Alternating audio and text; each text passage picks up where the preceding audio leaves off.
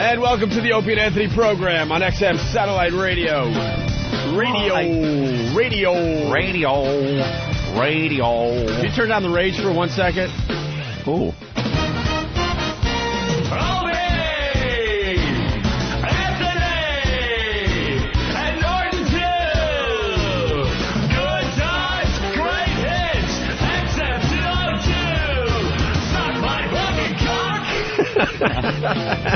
Still love that one. Still the best jingle we ever got in right there. I thought you liked Greg and Tony's show. No, Greg and Tony's show is good. Believe me.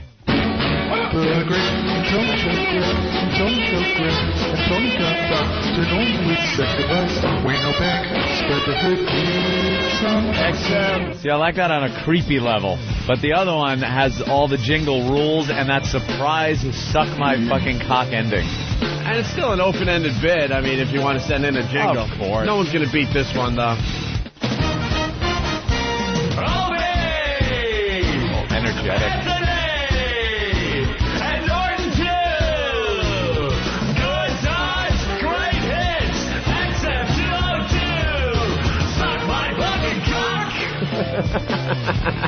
Yeah, that's a great one. You want to take a call from Nova Scotia right off the bat? Nova Scotia? Where is that? It's off the coast of it's way up Canada. there. Yes. It's a little island. It's like north of Maine, I think. Yeah, it's like North Right? Maine. Yeah, you can fucking actually take a rowboat to fucking Nova Scotia from Maine. If you wanted. If you wanted to. I guess. I didn't add that. if you was fucking Is that a retarded suggestion? I don't feel like being a Viking today. I only know that because when you fly in the little the what is it, the fucking computer, the navigation system on the plane that they show you on television. Yeah. Uh-huh. You fly up to Nova Scotia for some goofy reason, and then you take a right. And then you turn? Yeah, then you take a right turn going to England. So. Yeah. Oh, yeah. There's some kind of probably tracking or air traffic control up there. They want to make sure everything's cool before they go over that water for 6 straight hours. When there's no chance of landing in anything safe. Like, let's test out the instruments. We got a little land below us. What a set of balls, man. All right, I guess we're ready to go. And then you take the sharp right, and you're off and running. There goes the last airstrip, Nova Scotia. Let's, buckle in because, I don't know. There ain't nowhere to land after this. Fuck, I don't know. Let's say hi to Ian. All the way up there in Nova Scotia. What's up, Ian? Good morning, guys. Good morning. Brr. Morning, Jigaboo Jimmy. Oof. That's not nice. I didn't think there were races in Nova Scotia. I didn't either. You're not really from Nova Scotia, are you? Yeah, we just like to have a little fun. I'm just kidding. I love your... Oh, yeah, now he's from he's from Nova Scotia. He's fucking apologetic. Hey, I'm just having a little fun. Yeah. Joe, I love you. Didn't mean nothing. He'll buy it or nothing. Professor Anthony, I was just wondering if you might know the name of our new Prime Minister last night. You have a new Prime Minister? Yeah, I'm just kind of curious whether you're up on that kind of stuff. Oh, yeah, because I saw some of their... elections, so I was wondering if you know ours. I saw some of their campaign ads. And they're really different from American campaign ads. Not as much really mudslinging and stuff. But even in Canada, they use George Bush as the bad guy in their ads. Yeah. Like one of the candidates was like, hey, this guy's friendly with George Bush, eh? You sure don't want him to be the prime minister or nothing, eh? With a slow-motion handshake. Yeah. With George. And it's all zoomed in and grainy and black and white. And his face is twisting. Yeah, dude, I don't remember their names, but I knew you had an election and everything. How'd that go? We got a new one. After 13 years, we got a new one. Stephen Harper. Stephen Harper is the guy now. now. For the next 4 years. Yeah. And he's the guy for 4 years. And we care why. No, there are neighbors to the north. We don't know shit about Canada. This is the whole country. Nobody in the Atlantic provinces voted for this guy. We're always liberal down in this part of the country, but our vote don't matter because we're nothing. Let's do a quick around the table here and tell Canada, because we're on XM Canada now. Yeah. What we know about Canada. All right. I know Rush and Neil Young came from Canada. I know they like mayonnaise on their French fries. And vinegar. Vinegar. They do a little vinegar action on their French fries. They have a coin called the loonie. Ah. And the toonie. Don't forget the toonie. And the toonie. I know the $2 one. I know that Vancouver is on the next disastrous fault line that when that ruptures, there's going to be a tsunami of devastating proportion on that region. You guys haven't touched on the fact that Howard isn't allowed in Canada. They spent all that money for him, and they don't let him in Canada. We've already went down that road. Well, we know that.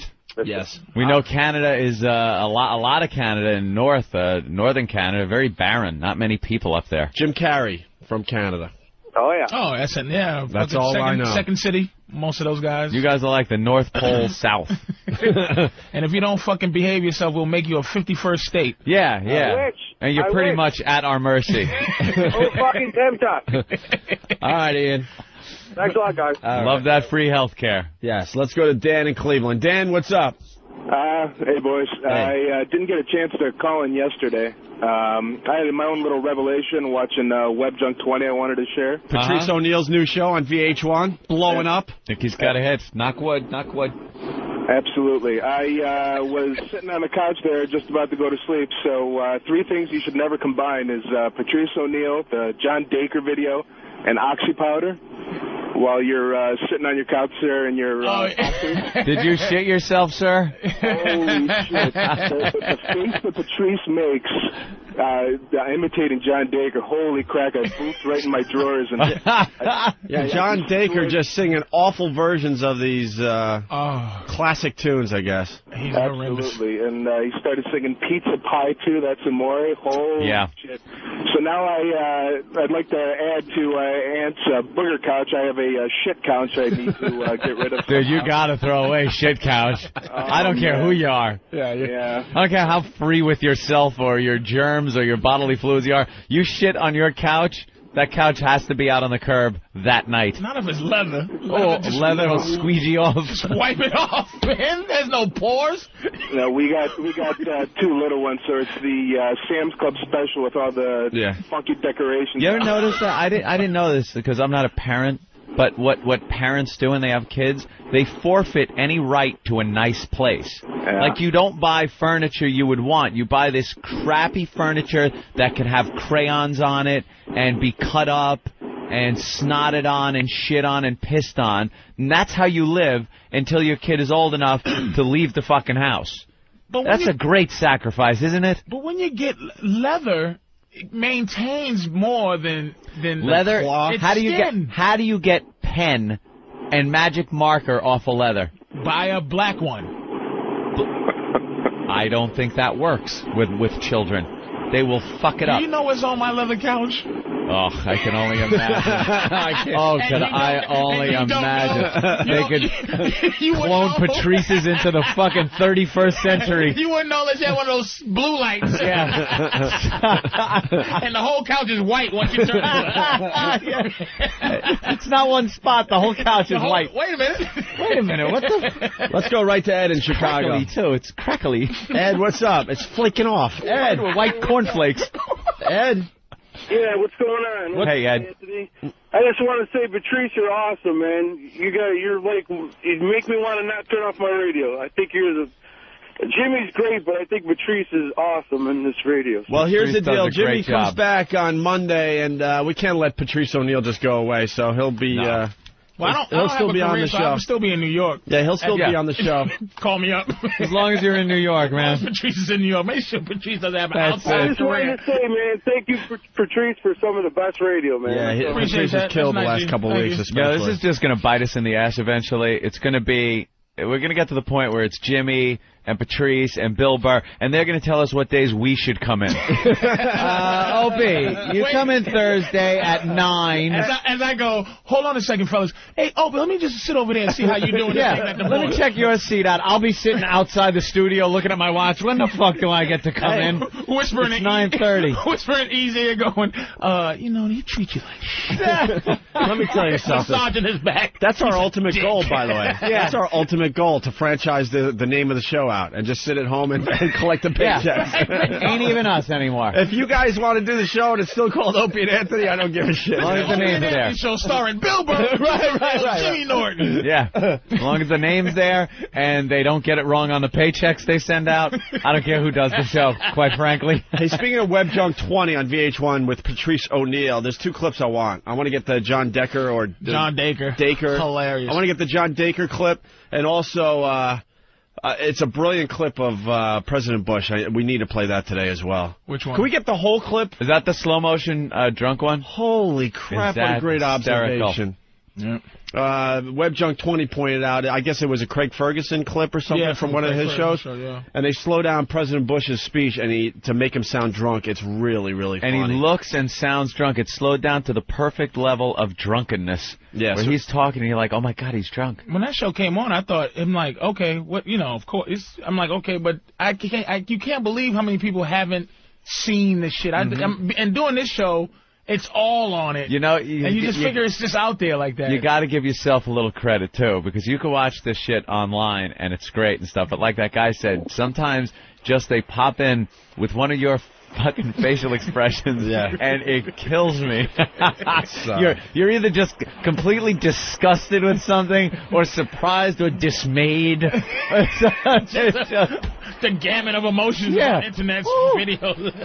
Well, I love your delivery in general with the show. You're like, I can't believe I'm doing this shitty show. I love that. Like, one week you went, oh, lucky me. I'm like, goddamn it. Finally gets like a huge hit on VH1. He's like, I can't be bothered with this horse shit. You can't understand. It's like we were just talking before the show. It's like I parked the car and the dude's like, hey, I know you. And I'm like, okay, what, from what? Yeah. And he just, the web thing, man, the web junk. And you just go, God, I did a movie.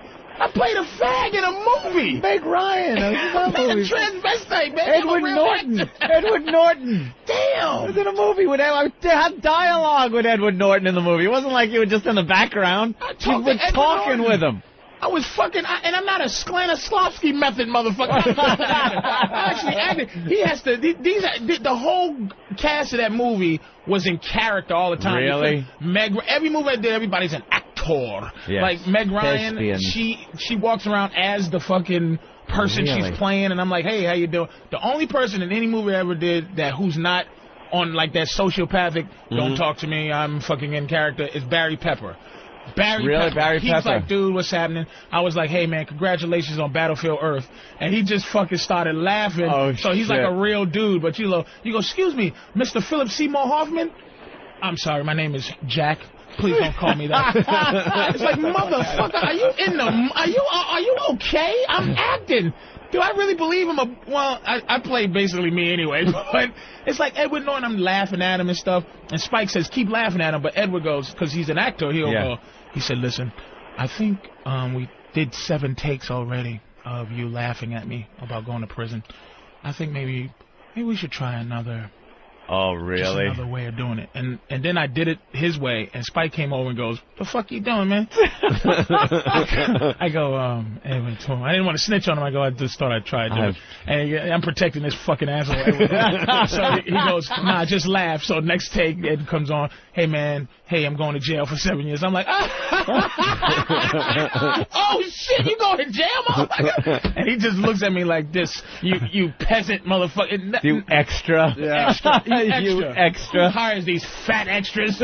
Wow, that's cool, because Barry Pepper isn't like that, and he's a great actor. Fucking guy he just cut. He's like, hey, how's everybody doing, baby? What's going on? Wow. I said, I loved you in Battlefield Earth. He goes, start telling me stories about fucking the movie and how awful it was. Yeah. Just awful. Horrible experience, and he was a cool motherfucker, but like Meg Ryan, I did in the cut, didn't talk to her past action. Really? Action. Yeah. Hi, how you doing?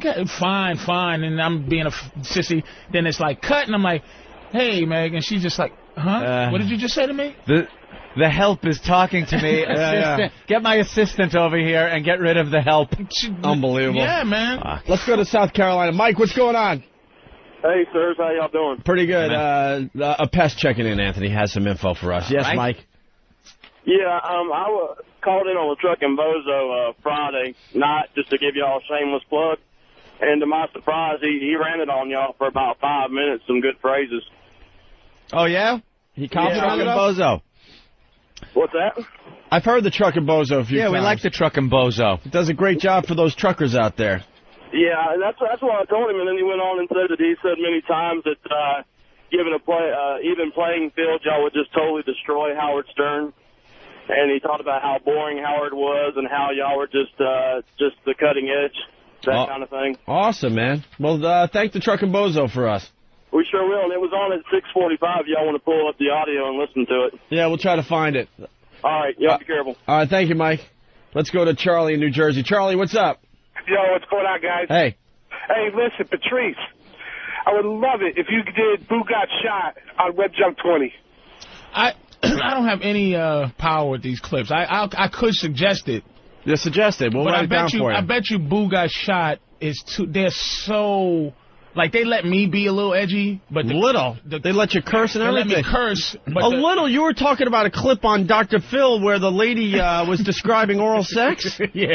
You saw that, right? Yeah. Actually, this week's show was really, really good. I'll give you an example. Can we get that clip, too? Damn it. They was going to do a thing we need the that Dr. Phil I said clip, no too. to. It was a clip...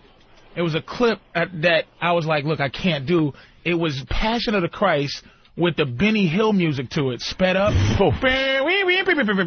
it's just like, and it would like do the thing where it clawed his chest and pull his meat out and oh, wow. And it hit him. And I'm like, look, I'm not a motherfucker who's afraid of, like I said, but I don't know how to make fun of Jesus with the Benny Hill music. I can't do it. That would probably cause some crap too. It would just be crazy. And now they was going to do that, and they said, okay, we're not going to do that. They made it, but they said no. It's a clip of Hervé Villechaize singing. Oh yeah, it's awful. We have that clip. And he's from so Dinah awful. Shore. Yeah, we actually have that clip. And they go, no, he's dead, and we can't. And I'm like, what? Like, yeah, it was some. So is Jesus. So Boo Got Shot is like I think it's too. It's too over the top. Even though I did Chocolate City yesterday. They let me do Chocolate City. Oh, okay. You know, but they didn't, you know. Did they give you the whole, after he talked about Chocolate City when he said, do you know how do you make chocolate? Of course not. Like, they just go to the Chocolate City, and I have to make innuendo. Yeah. Like, no, he didn't, he didn't mean black. He meant real chocolate, because everybody looted, He wants real chocolate, and they cut out the part where he wanted a hamburger city, and fucking. Where do we get the Passion of the Christ clip? Because we'll throw it on our website. It's like, do you know where it is? It's on iFilms. Oh, it is on iFilms? All that shit's on iFilms, man. Eric, let's link that to OpieandAnthony.com, because now we got to see the Benny Hill music and Passion of the Christ. It's so wrong, but it's funny, but it's so wrong. All right, let's go to Brooklyn. Joe, what's up? What's going on, fellas? Hey. Listen, I just want to know, Patrice, are you ever able to throw a plug in the way like Leno does and like Norton does on like Leno, like O&A and XM, or they like? Oh, fuck no, dude. This is let him build a power base here first. I am. I didn't know this caller was going to say this, by the way. It's cool. I'm on big O&A shirt on. It's a cool. It's a. Wait, on that level. See, I'm such a fucking idiot when it comes to this stuff. On that level, I bet you I could wear a nice, Yeah, but that wouldn't go with your nice hat that you like to wear, even though you don't like the team. You fucking I could wear something nice with, like, nobody knows. I could do that. I could do that. You could name 3 players on the Atlanta Braves, but you love their fucking hat. I know there's a Puerto Rican and 2 Cubans. Dominican. I don't know the fucking, But there's real gold there. Hey, where's New Zealand? It's way over there, right? New Zealand's by Australia. This is from. Is it up or down? Down. It's the down one? No, it's a cross. It's a cross? Down. No. New Zealand's in the southern hemisphere. Is it south of Australia? If you fly to New Zealand, you fly west to get to New Zealand. You don't fly any south. You must go South America. South. You absolutely fucking do not.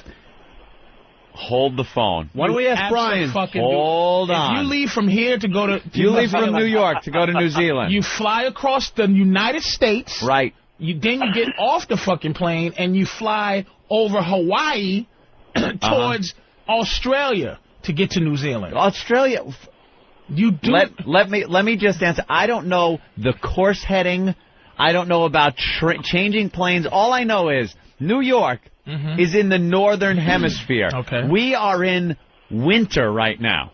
Fair enough. New Zealand is in the southern hemisphere. They're enjoying They are in summer right They're now. under the equator, but in order to get there in some way, shape, or form, you must go south. No.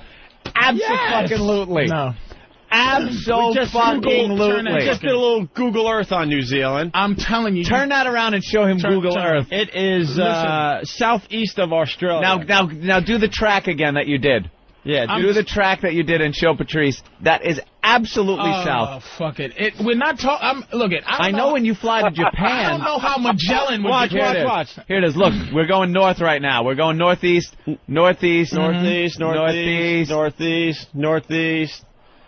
United What States. the fuck is this What the hell did you do there, Iraq? They're actually showing. We just crashed into the water. Yeah, you made the United States look like a tiny little island in the middle of nowhere. From NASA. I know because of the curvature of the Earth, when you fly to Japan, you actually have to go over Alaska. Okay, then that's fair enough. But so you go north. I'm not saying it's not planet where you're saying it's not. I'm saying to get there, you don't go south. You go west. Absolutely go southwest. Dude, you have to go south. Yeah, you have to go south eventually. If you just I get west. the west thing. When you go to Australia, did you ever see a globe? I looked at one once or twice. But I'm telling you, when you go to Australia, you go nowhere near South America. You don't go near. Yeah, because it's further west than finally South found America. Something that Patrice isn't good at: geography. Wow, you stink at geography, dude. You fly over Hawaii to get to. You may dip. That's again. So they can tell you, all right, now you turn. Here we go. That's the last airstrip. Okay. Here we go. Here it is. Here's the map. Here's the map, and here's how you get there. Okay, that's America. And here we go. Look, we're going south. We're going south. Oh, that's west. Look how and far south. Look how far That is so south. What is wrong with you? Shit. You don't fly. That toilet flushes counterclockwise. I'm not saying it's not where it's supposed to be. Let's go to Brian, who's calling from New Zealand. Oh Why don't we just ask Brian? Brian, it's south from America. And Brian hung up. And there he goes. He's disgusted we didn't know where his stupid little country is. Now everyone's calling up to tell us where it is. You Kiwi. Don't worry about it. It's 80 in New Zealand today. And someone said that's why they call it Down Under. That's right. Let's go to Ralph in Connecticut. We're all over the place today. Ralph, what's up? Hey, I just called to thank Ant for helping me save my life. I saved some. Did I hit the OnStar for you after an accident, sir? Nope. How did I save your life? I got my divorce finalized on Thursdays. I heard all your stories, and other than you being a radio rock star, right, it closely emulated mine, so I had to go. Wow. You got out before it got hot and heavy? About 8 years of marriage. 8 years, okay. But how did Anthony help you? He just pushed me over the edge and said, no, I can't do this no more. So he would have stayed in that marriage probably, being miserable. Are you a successful man as far as your business goes? I do about 70 a year. I'm a truck driver. All right, he's a truck driver, so yeah, you never know. Do you have any dreams or aspirations to be something else? Yeah, but I got to work on paying off all my debt first that she made up for me. So. Oh, great. See, but then if he achieves this dream of his, he doesn't have that big money pit called a wife to take all his money. Well, congratulations, sir. I got off a little better than you, though. Yeah, you did. She's only getting 10% for 1 year, and then I'm done. Wow. Holy shit. Look at you. God, you lucky bastard. How did that happen? I don't know. How did that happen?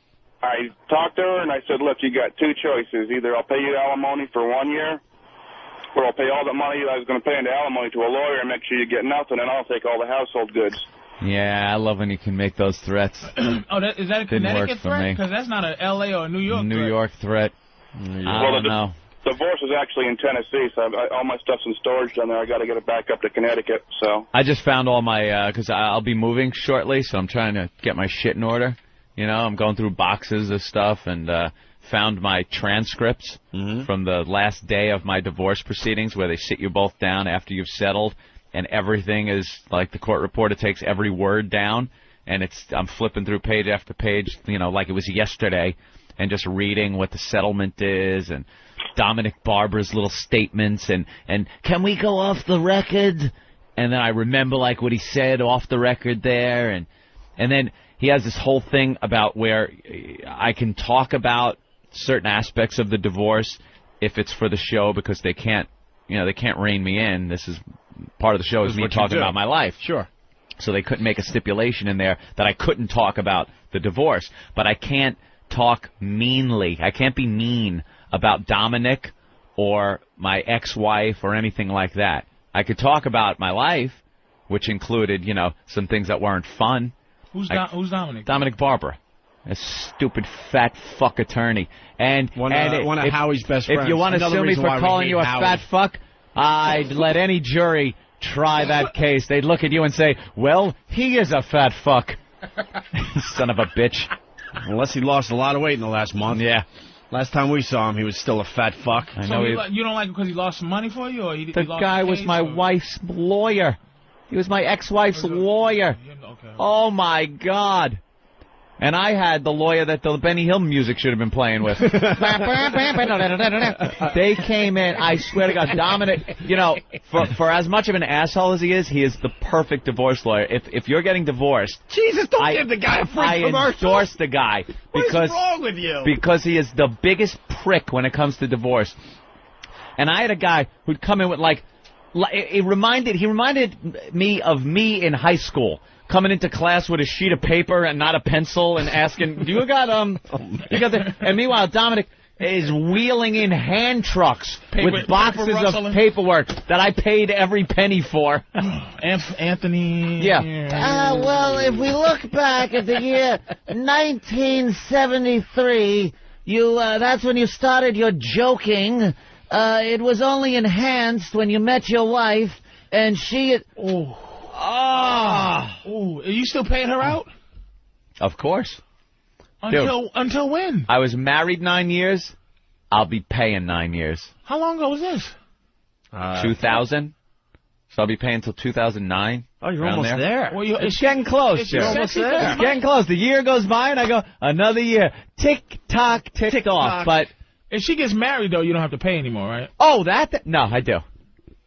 Even if she gets married? Even if she gets married. Dude, I had to fight to get this out of there. They wanted to write into the deal that if she died, I still had to pay her heirs and her estate. And if she had kids, I had to pay the children if she died. I got that taken out. I don't know how. In what state? New York? New York. Because you know why? It's a settlement. You can make up whatever rules you want. If I sign it, that's how it goes. And it reached a point where this was going on for 3 years. I'm paying legal fees, so I'm pumping money into Dominic Barber's pocket. Where's she getting money? From me! To pay for the whole time, I'm paying what is called support. So during the whole thing, before you're even divorced, I have to keep paying. Pay. Pay her lawyer bill. Pay.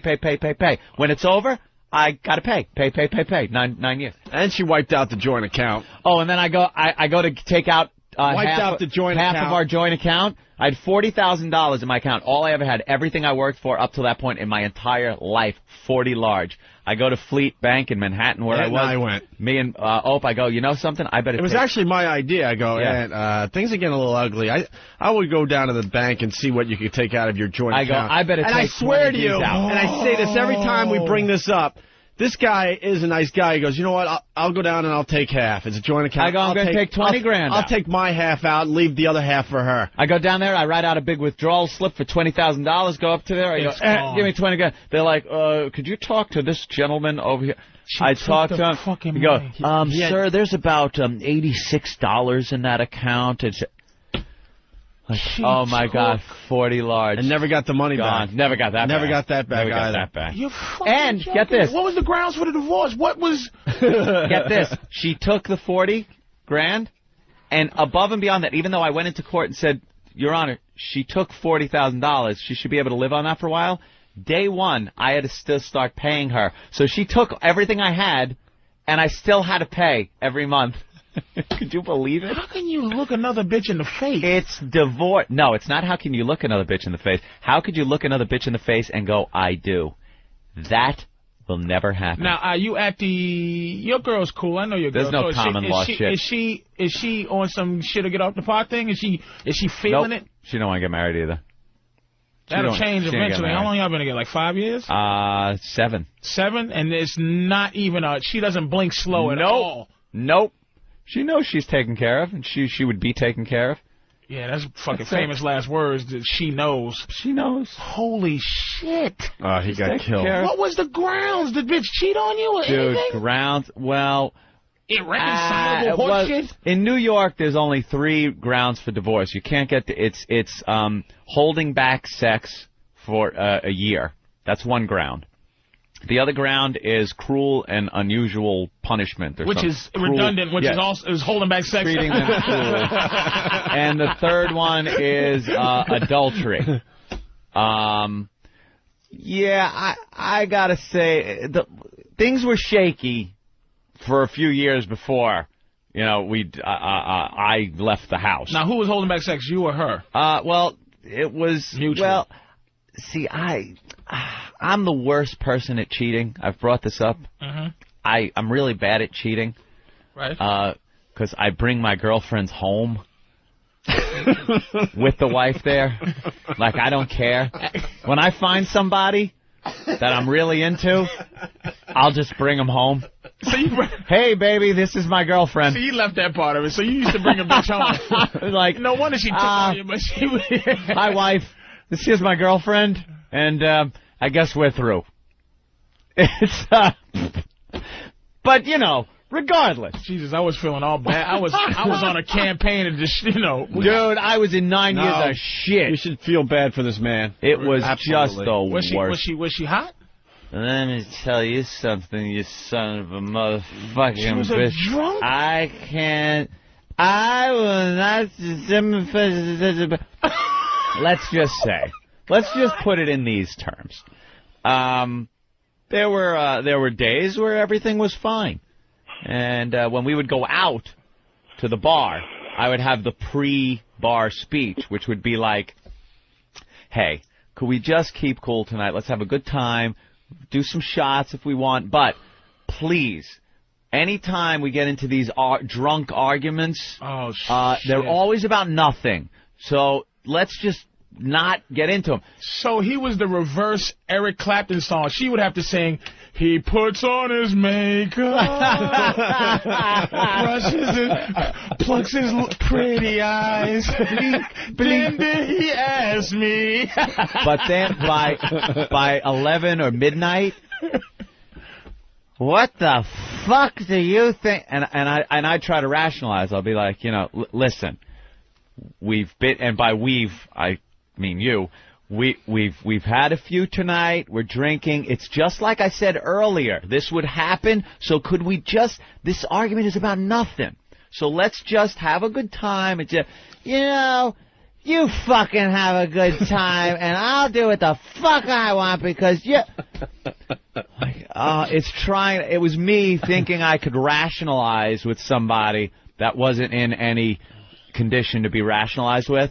But you honestly think when you're leaving to go to the bar and she's going, yeah, no, baby, no problem, man. It's not going to happen. Whoosh, Jack, Jack, Jack. And what was you whooshing down? Was you whooshing down anything? Yeah, Jack, beers. Oh, yeah. I'm a great drunk, Patrice. I can drink like a motherfucker, and the cops won't know it. I swear to you, I am one of the best drunks you will ever see. I could be drunk right now. So why not a movie or theater? You think I like club soda? This is vodka. Every day I drink a bottle of vodka on the show. No, I'm a great drinker. I could drink and no one even knows. She would drink, and after her whole personality she'd cross a line, and man, did it just get nasty. Now, was she following you, or you feel me? Like, could y'all have gone, let's say, power gliding or whatever, skateboarding together if you made that what you was gonna do? So basically, I'm trying to put you at fault a little bit. Is by saying, I hear you. Could you have made this bitch do something other than drink? No, it was pretty much in her blood. And it was I enjoyed going out to the bars too, If I decided maybe, hey, we're not going to the bars anymore, let's, go to museums or something. Right. I don't know. No, I think, you should like to tip them back. But so did I. We'd be at the bar. I was one of those typical white guy suburban bar, dart league, fucking, drinking beers, playing darts every Tuesday and Thursday. When you walk in, of course, everyone. Hey, Johnny, what's up? Hey, Anthony, sit down. Hey, beer. All right, and upside down shot glass in front of me. Hey, you're backed up by Petey, Billy, Bobby. All night, we're backing each other up, drunk, Mary. watching the game. Hi, Tony. Hi, Frank. It was great, yeah. The girl behind the bar, everybody. It was one of those situations. So, and she was a bartender. So she would be tending bar. I'd get done with the show, and or before I was even doing a show and I was working for a living, I'd get done with work. It's like 3:30, 4 o'clock in the afternoon. I'd go to the bar. It was off Broadway out there in Greenlawn. Greenlawn, sure. I'd sit at that bar until she was done, about 8 o'clock. Then she'd go on to the other side of the bar, and boom, boom, boom, boom, boom, pounding, get home about 10, 11 o'clock, smashed, get up for work the next day. That was pretty much... That was your lifestyle. The way the life went. Wake up late, call into the radio in my truck. 16 to base. I'm on my way in. I just had to stop for gas. Now the battery was bad this morning, and I had a flat tire, and the tranny won't engage. That's why I'll be an hour late today. I'll think of some new shit tomorrow when I'm late, but that's what I'm sticking to today. And this is the radio. This is even No, that was pre-radio. This is the air conditioning. That was pre-radio. That's unbelievable. Then I got into radio. I fall into fucking radio. Opie, discovers Anthony. That's how it worked. You almost didn't write the song. You probably was just like fucking like. He was almost too hungover to write the song. Come on, dude, let's write this song. So then I get to the point where after a while, I'm not making $27,500 a year anymore. Mm-hmm. I'm doing a little better. Right. A little better in Massachusetts after a while. And then when we come to New York, I'm doing much better. And then that's when things really got shaky. Now, did she come to Massachusetts with you, or she was... Yeah, her mother lived up there, so she loved it. We lived a mile from my mother-in-law's house, which is another treat that I've talked about on the air. Oh, man. Let me tell you something. I know you're on vacation, but could you just hang a electronic garage door opener in my garage, please? And that's how I'd spend my... That's the mother-in-law. Yeah. Yeah. Talked exactly like you that. You married the drunkies. It was but I enjoyed.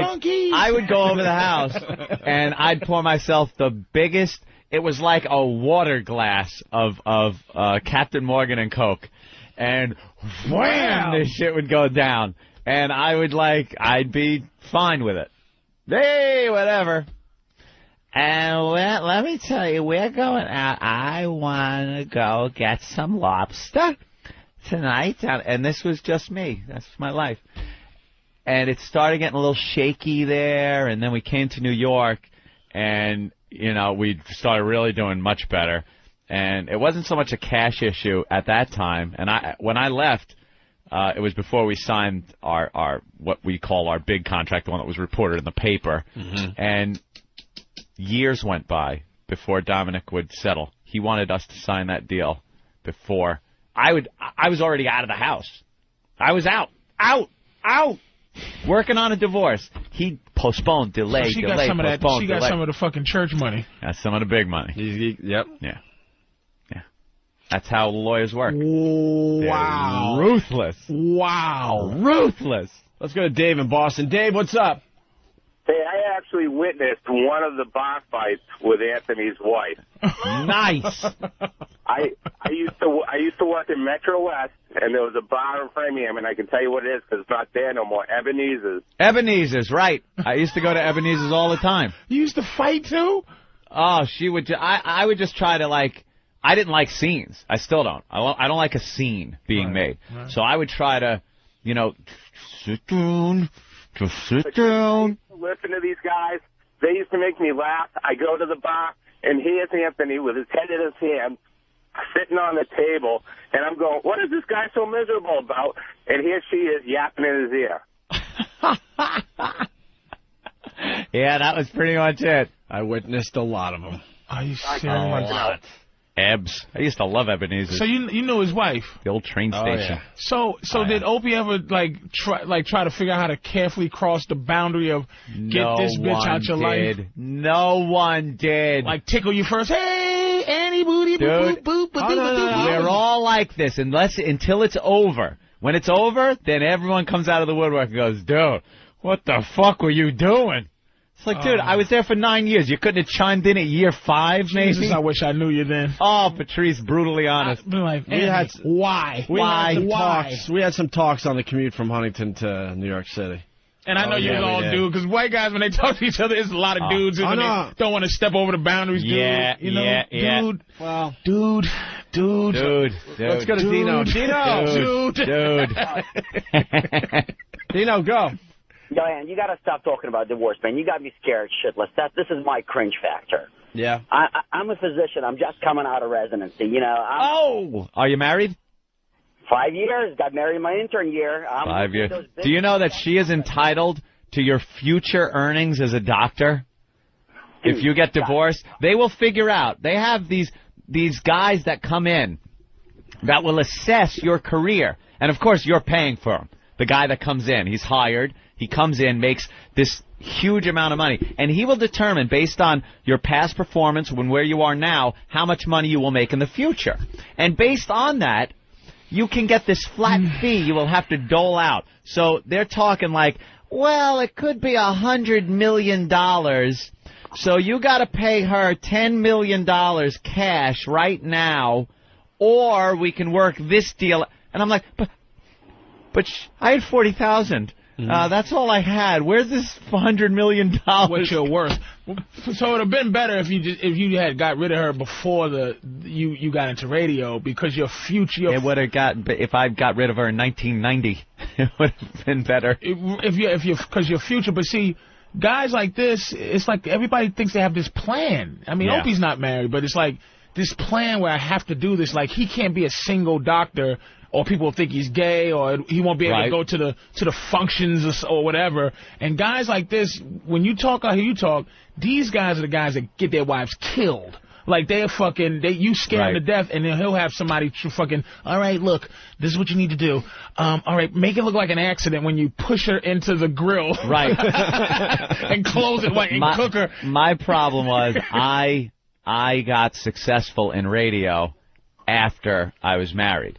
So when I got married, I was a sheet metal worker making shit money, and then never thinking, what am I going to, I need a prenuptial agreement so she can't get my tin snips and hammer. You should have sued her for the self-esteem that you gave her, because she married you thinking you was just going to be a fucking scumbag steelworker your whole life, and her fucking...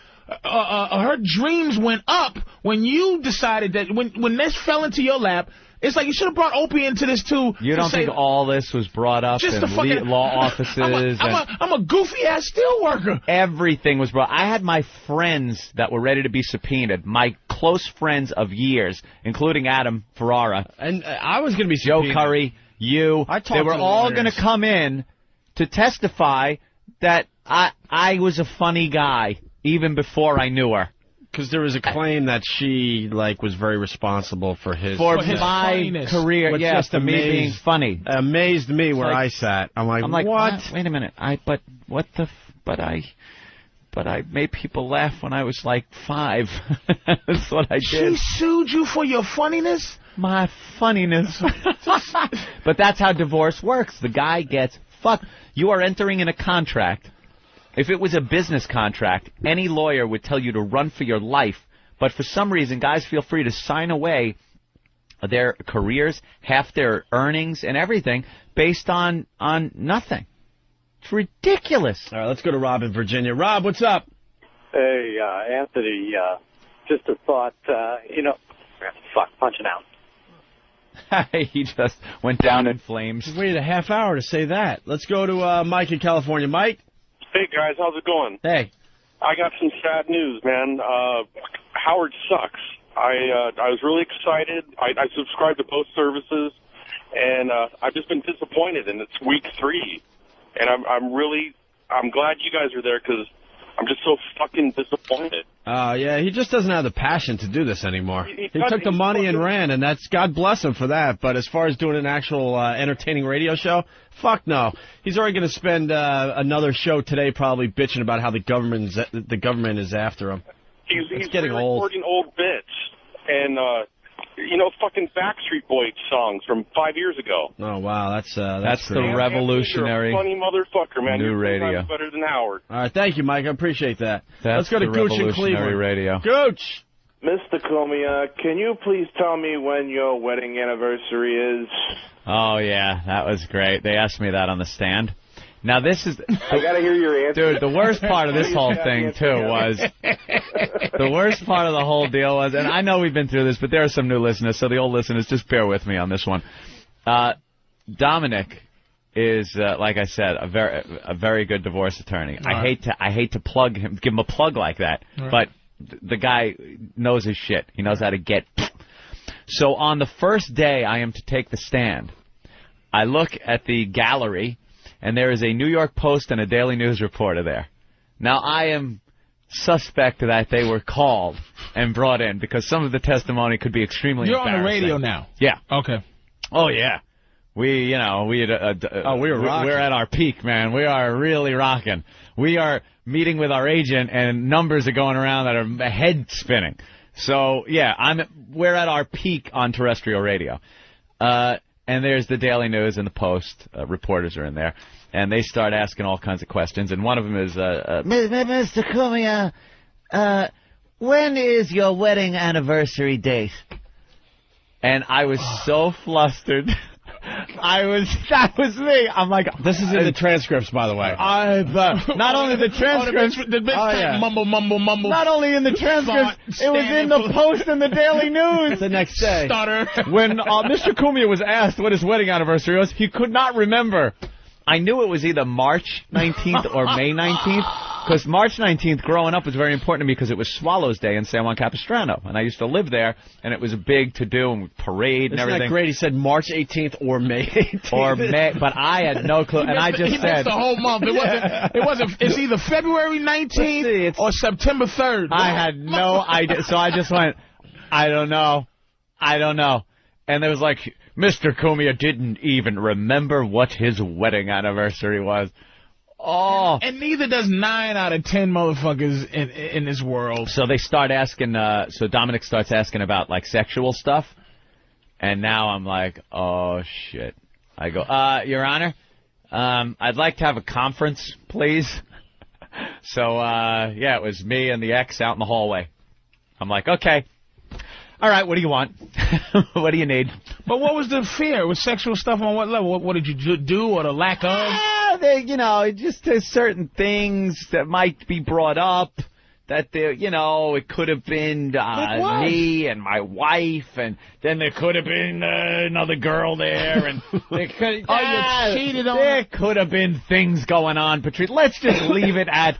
There could have been things... Answer the question, Mr. Cumia. All right, I had some side pussy. There could have been things that didn't want to be brought up.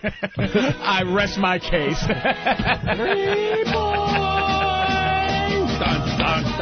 So at that point, looking at the Daily News and the Post guy, who are now salivating, there's foam coming out of their mouths. They're so happy. I settled out. I went in, asked what you wanted. When the cheating shit. He tapped out. I tapped out. I was like an extreme fucking fight. Tapped out. I was in the octagon. The lawyer threw in the towel. Tapped out. Fucker, why didn't you lie? You should have said, but we did it. You should have said y'all were swingers or y'all did threesomes. You should have fucking lied. There was no proof. No proof that you didn't. There's enough shit that it was enough where I just said enough. Enough was enough. You scared I cat wanted motherfucker. over. You could have looked. Damn it, Dude, man. no, because even after all that, nothing's guaranteed in a divorce. The judge could come back and have given her more money than I have to give her, or less. Could work out. You just don't know. So when I asked, it was just me and her finally, after 3 years, it was just me and her in a hallway. Hammered out a deal. that I was okay with. What, she had like a toothpick hanging out her mouth like, no. All right, what do you propose, pussy ass nigga? That's good. I saw you tap out. What are you gonna offer me that I ain't gonna take? I can't just get. Yeah, I mean, what you gonna give me, motherfucker? Because I was just gonna take it all. What you gonna offer me less than all? What was also bothering me was the fact that I had to pay her lawyer. So I wanted that to stop as quickly as possible. How in God's name do they make you pay the fucking lawyer? Isn't that amazing? It's the law. It's New York State. That's how it is in New York. That's how it is. The guy gets reamed up the ass. Oh, this bitch I'm with, she's in deep trouble. She's going to be my girlfriend for Any the rest of my guy life. getting married out there needs a prenup. I don't care if you're a plumber's assistant and you're making $9 an hour. And there's no going against the prenup, because that seems like something that lawyers could probably work around. Yep. You need a prenup. I don't care what you do, because you never know where you're going to be. The phones just exploded, and there were some great calls. Oh, you mean like bad exploded? Yeah. Yeah. Like there was a guy saying he's on his third marriage. How do these guys... It's loneliness. How? It's a thing. It's a lonely thing. It's a self-esteem thing for you to think, look, marriage is a one-time thing. Why not have 50 girlfriends? Then you say, I'm going to take this chance.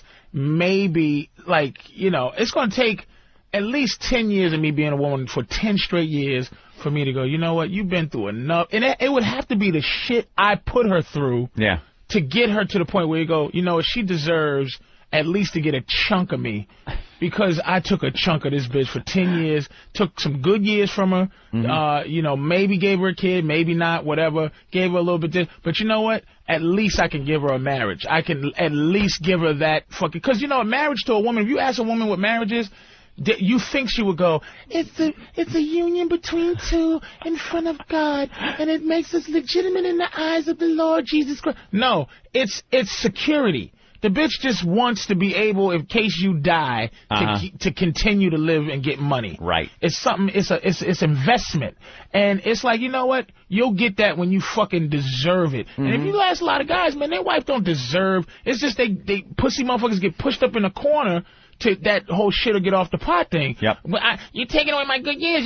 He's like, I'm not ready to marry you yet. I'm not ready to marry you. You can go. You know what you can go do? Find another husband. And that's very hard to do, because a man is a lottery ticket. You know what I mean? It really is. That's why women are in a rush, because they're like, look, lottery ticket, if you ain't a winner, I need to scratch you, see if the shit is bullshit, right? And then go try to find another lottery ticket. That's really funny. That's why they want to get married over a year or two. You're a scratch ticket, and it's like, you're not a... Look, if you ain't gonna marry me, man, this ticket's no good. It is an expiration. You don't want to leave it unscratched in the glove compartment for that long. Exactly. Yeah. And then they go, if you don't do it, then I gotta go start playing the lottery again. Because they don't have their own skill base to, like, go and get a man and make him want to marry her. And the older the girl gets, it's not like she's getting the set for life tickets anymore. Exactly. She's getting those little, you know, you win $2 here, $5 there. It's athlete. Women have to look at themselves as athletes. It's an age. There is an age thing. There, you know, like I said, you come into the basketball league when you're 19, you can jump over everybody, you can run faster than everybody. But when you get 30, man, you cannot. The games you play, you have to learn different skills. You have to learn a little stutter step. You have to learn how to cheat. You have to learn how to outdo. But if you trying to be 35-year-old woman and you try to run with LeBron James and you try to run with Kobe Bryant, you're going to lose and your age is going to show. So you have to learn skill levels over the years, and they never do. Your wife, you're doing better. You learn. You got a happier situation. You are happy despite paying her, and she's miserable because she doesn't have the skills to get another guy. She's not going to find another guy. Find another guy that's going to put up with her is the lottery. How many people will hit the lottery fucking twice in their life? You understand? Just none. So you was it. Let's go to Timmy and Southie. Timmy. Hey, what's going on, guys? What's happening? How are you, Timmy? Hey, pretty good. First, I just want to say, Patrice, I love you, man, but something weird has happened to me since you've been on the show. I put the word motherfucker in every single sentence. Yeah, motherfucker. Like, I'm talking to a regular person. I'll be having a regular conversation and go, motherfucker, that's what I'll do. You know, when Patrice is in here, the cursing has gone up. And that's fine, though. Because it's just guys talking, At first, when we started this satellite radio, we were all cursing because it's like, hey, this is really cool. We could curse.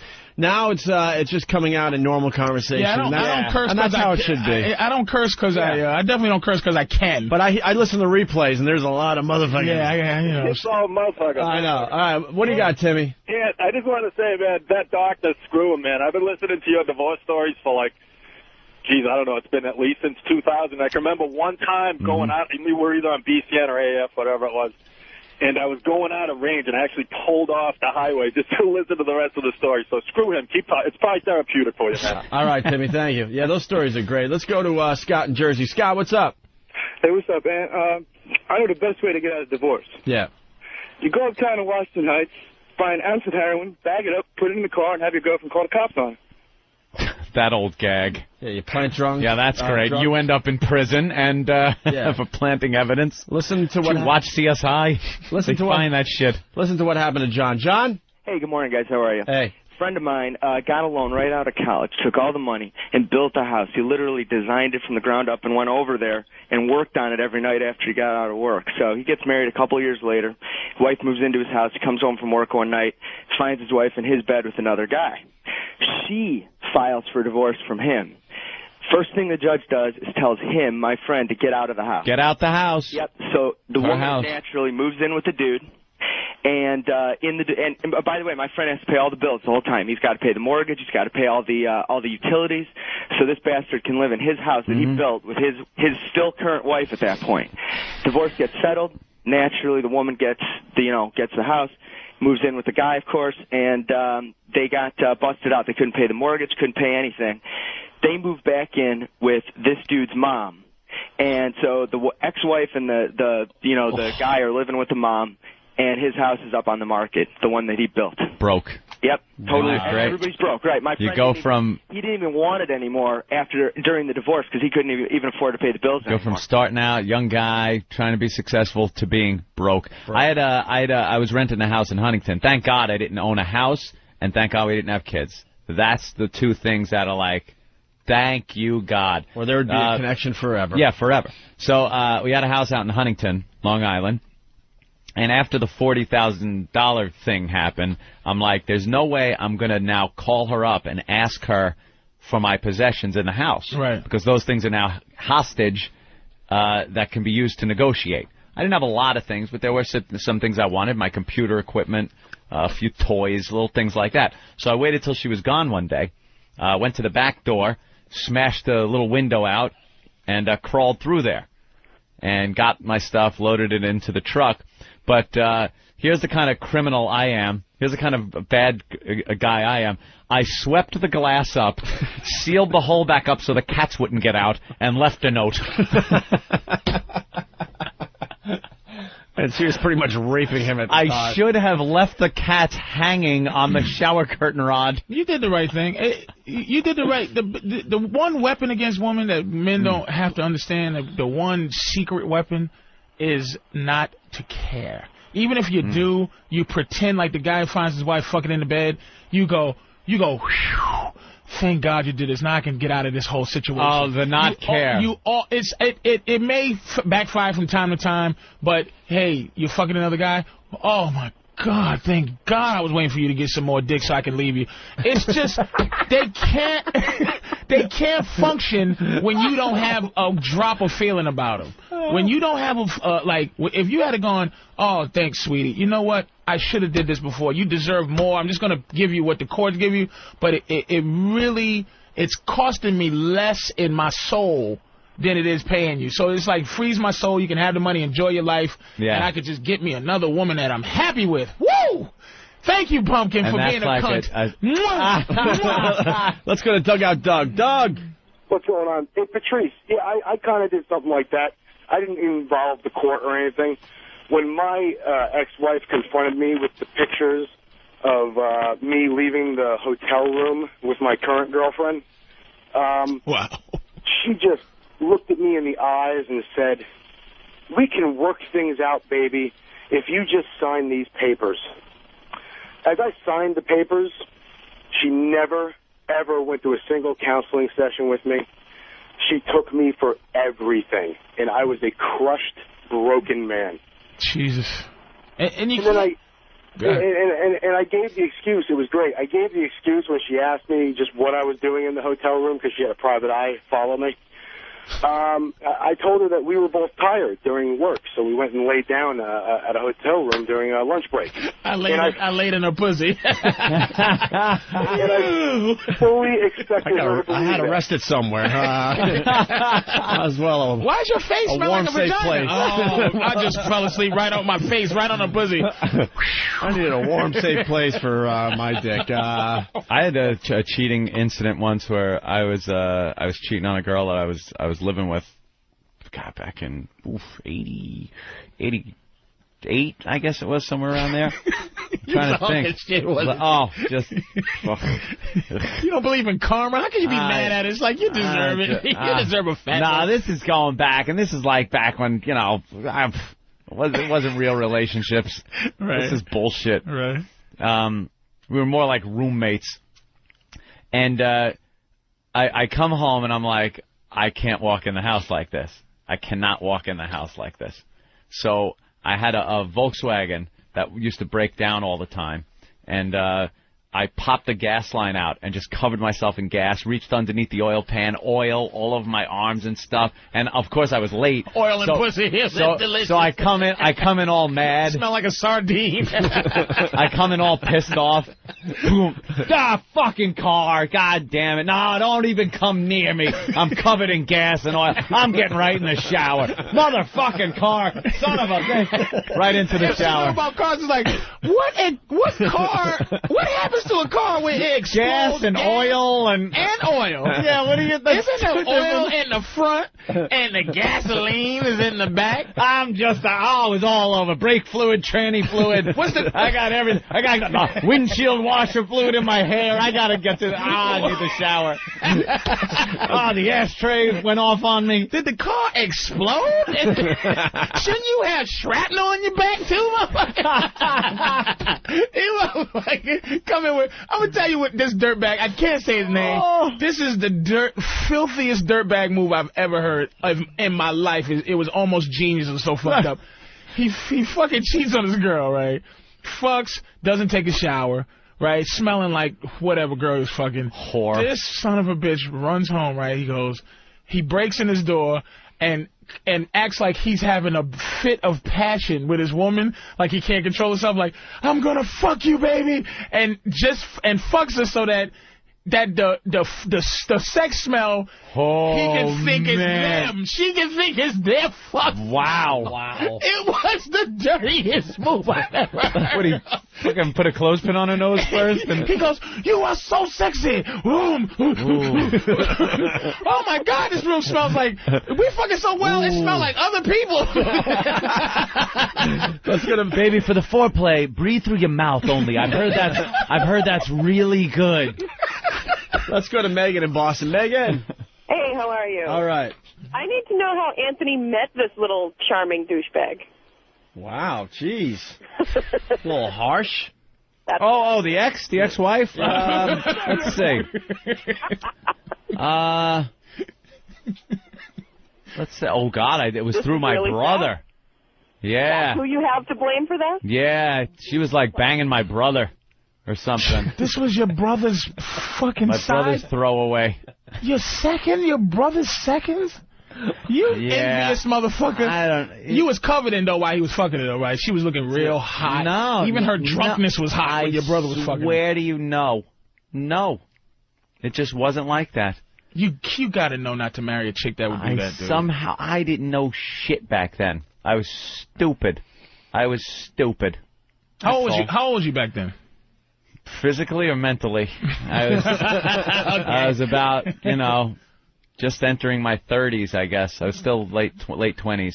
Yeah. But, I was still, with me, my brother, and our band, thinking, we were going to be the next rock stars, and just working just enough to make enough money to have it crumpled up in my pocket for the bar. And you know, so I wasn't Mr. Responsibility. I thought being married would boost me to the next level, where I would then kind of become like an adult, because I still, no matter where I went, I was a kid. Yeah. You know, my mother and all of her crowd that she hung out with at the bar she was tending at, like I would go there and I was always the kid. I'm like, I'm almost 30 and I'm still like, hey, it's Rosie's kid, you know?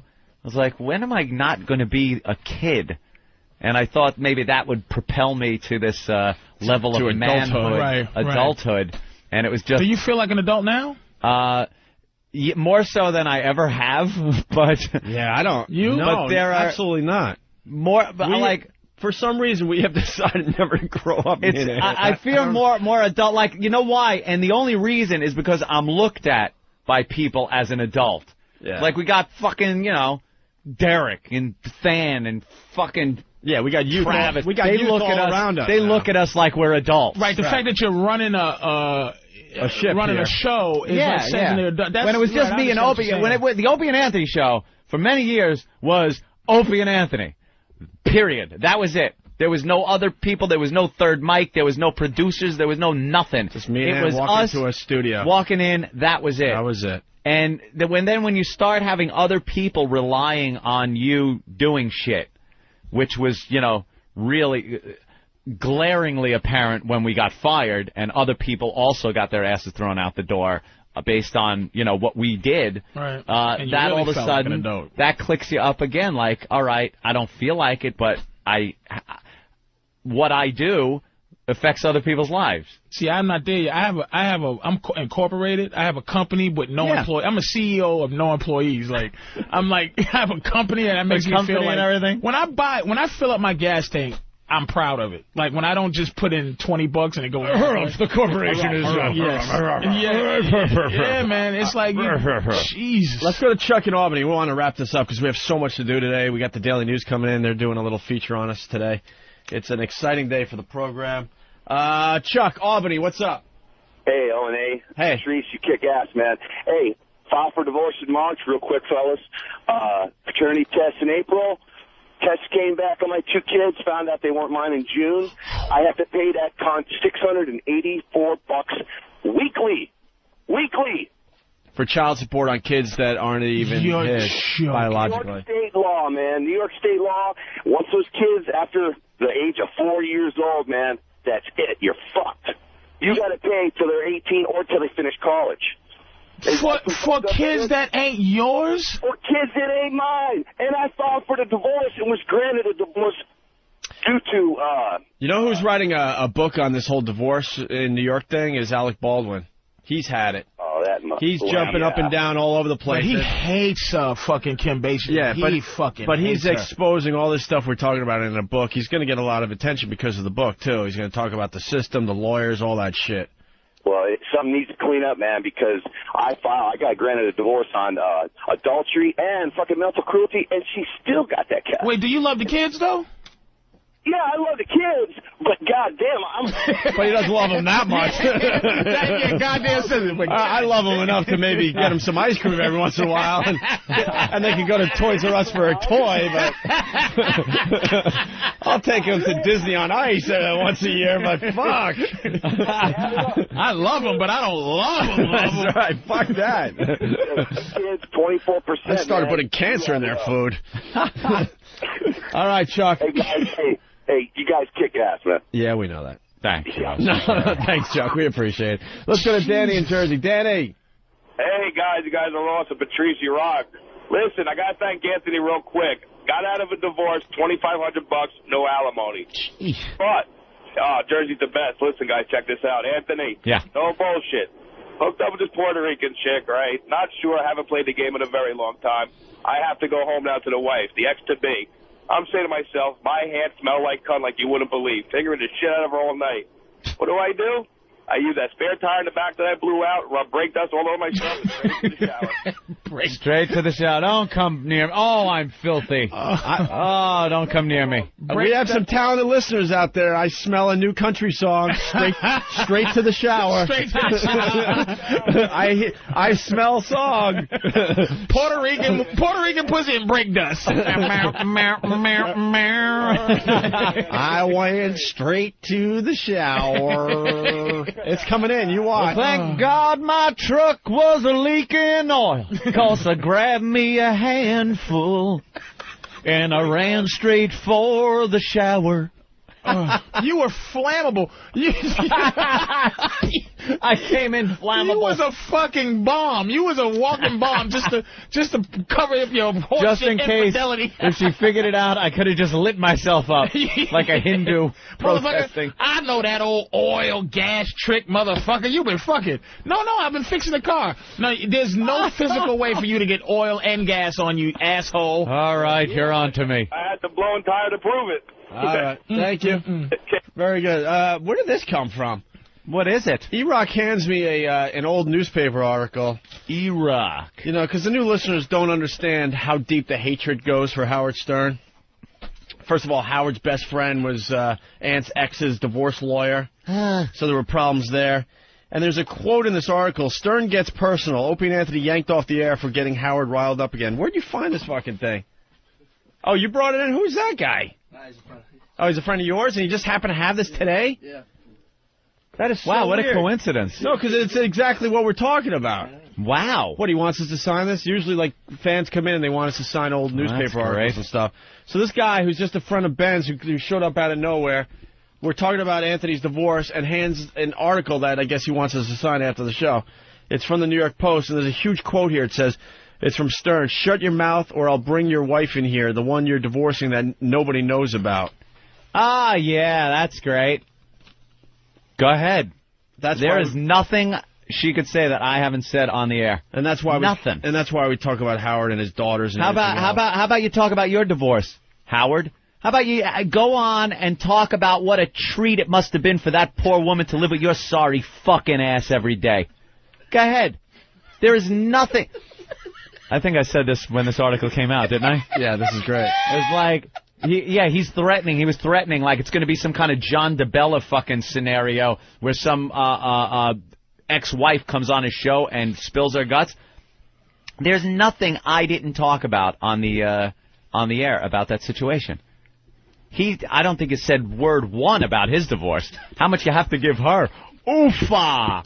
Now that must be some bill. That has to be some bill. And how much of that $500 million is she still getting? Yeah, you got to think she's getting some of that. This is pretty fun, though. Opie and Anthony yanked off the air for getting Howard riled up again. Just in case you thought all this shit we talk about from time to time is bullshit. The radio feud between Howard Stern and the team of Opie and Anthony has grown so intense that Stern is now threatening to bring in Anthony's ex-wife for a kiss-and-tell expose. Shut your mouth or I'll bring your wife in here, the one you're divorcing that nobody knows about, a furious Stern told listeners yesterday. Nobody knows about. I could in 2 seconds. Believe me, the stories aren't too good. No, they're great. Meantime, Opie and Anthony banned from even mentioning Stern's name months ago. See? It's all reported. If you think it's all out this there, shit up. We didn't make it up. Just Google our names. Mentioning Stern's name months ago, were mysteriously AWOL yesterday, causing speculation that they were either suspended or subjected to front office thrashing that lasted through their entire 5-hour program. Thank you. Another thrashing by management. That's what the people in the radio world, they don't get it. They do their fake suspensions and stuff. Oh. If you're a brave broadcaster, you get suspended for real. That's the difference between us and the rest of the pack. And it's not a week off like where they take a vacation and go, he's been suspended. We'd get a day here, a day there, where they're like, no, you're just not going on today. I can't tell you how many times we got suspended. It was like another day to play golf. That's all that mattered. We walked out. We loved it. On Tuesday, O&A crowed that they had slipped one over on a certain radio show host in Stern's song parody contest. Oh, this was great. Oh, I forgot. This was payback. God, there was so much back and forth back then. We had so much payback. We had pests from the beginning, by the way. We're just finally acknowledging that this whole pest mentality exists, and we're encouraging these fuckers. Yeah. But it's always been part of our show. We've always had a very interactive radio show with our listeners, and Pest give us reports every single day. Anyway, Stern unwittingly played an entry from Anthony's brother Joe, a regular contributor to O&A on the air. This story is so fucking good. And fucking Imus, to this day, talks about this with me. Goes, that was fucking brilliant. It was brilliant. He's doing our stuff and he doesn't even know it, said a clucking and gloating Opie. Did you cluck that? Did you cluck and gloat? Ja, liken the chicken. Oh, clucking and gloating. Clucking and gloating. This is one of the better fucking stories, man. The team told listeners that they'd had more to say about the contest prank on Wednesday, but instead NEW listeners heard a slap-together best-of show while the station's switchboard reportedly told callers that O&A were in a meeting and should be on the air live shortly, but they never were. A spokesman for Viacom, owner of both NEW and Stern's K-Rock show, declined to comment, except to say O&A took a vacation day. Yeah, see, this is what they used to have to do. Any hack jock will take a vacation, and the people say, they were suspended. Hurrah. With us, they suspended us and had to say we were on vacation. Right. They took a vacation day out of nowhere. Day. Hey, Ope, let's go to Barbados for the day. All hell's breaking loose around us, and we need a day off. No, we would always get in there and fight. Jesus We fight Christ. to this day. Kumia, who is an accomplished song parodist, that's Anthony's brother, produced at least one Stern contest entry called Fat Naked Fag, a riff on Survivor millionaire Richard Hatch. Yeah, Howard was doing this hack bit where he was getting song parodies, and we had more than one in the top 5. Yeah, in the top 5. That we submitted ourselves. Yep. And he's ranting and raving on his show how great this song is, and he's playing it over and over again. Oh, was he pissed when he found out. And then we fucking broke it to everyone on our show that great song that Howard's talking about every day is our song. Oh, wow. Actually, both were really good. The other one was a parody of Everlong by the Foo Fighters, which was really good as well. We had 2 in the top 5, and it was a huge contest. It was a huge prize they were giving away. It was a real big deal, and we snuck 2 in there, and they were in the top 5. Our fucking bosses wanted us fired that day because this fucking loser can't take this at all on any level. That was one of the situations I totally forgot about until right now. Yeah. There have been so many meetings with the bosses where we were threatened with our jobs about Howard, and I completely forgot about this one. What was the job threat? What was the... Talk about Howard and you'll be fired. Yeah, simple as that. That was it. Fuck with his contests or his show and you'll be fired. Unbelievable. And this is all Howard had to say about it. They have a quote in this article. Do something original on your own program. Stern rallied yesterday after a caller blew the whistle. But we were doing something original. Right. It was an original song. We just decided to play it on your show. On your show. Why not? Because you used to say how we were hacks and stuff. So we were showing you how brilliant we actually were by giving you material that you said was brilliant. I mean, think of the audience that was that got to hear our material. Right. And my brother's material. I've got so many imitators. It's like, love me, Daddy. Please love me. Pay attention to me, mocked Stern. That's where the Love Me Daddy quotes came from. Yeah. Hey, Howie, if you maybe would have listened to the one that really was crying Love Me Daddy, your daughter Emily, she might not have been naked on a fucking stage in some Jewish production of God knows what. Maybe the Love Me Daddies, maybe if you didn't hear us this gotta come to a in head, your man. head. This just has to fucking stop. Somebody has to die.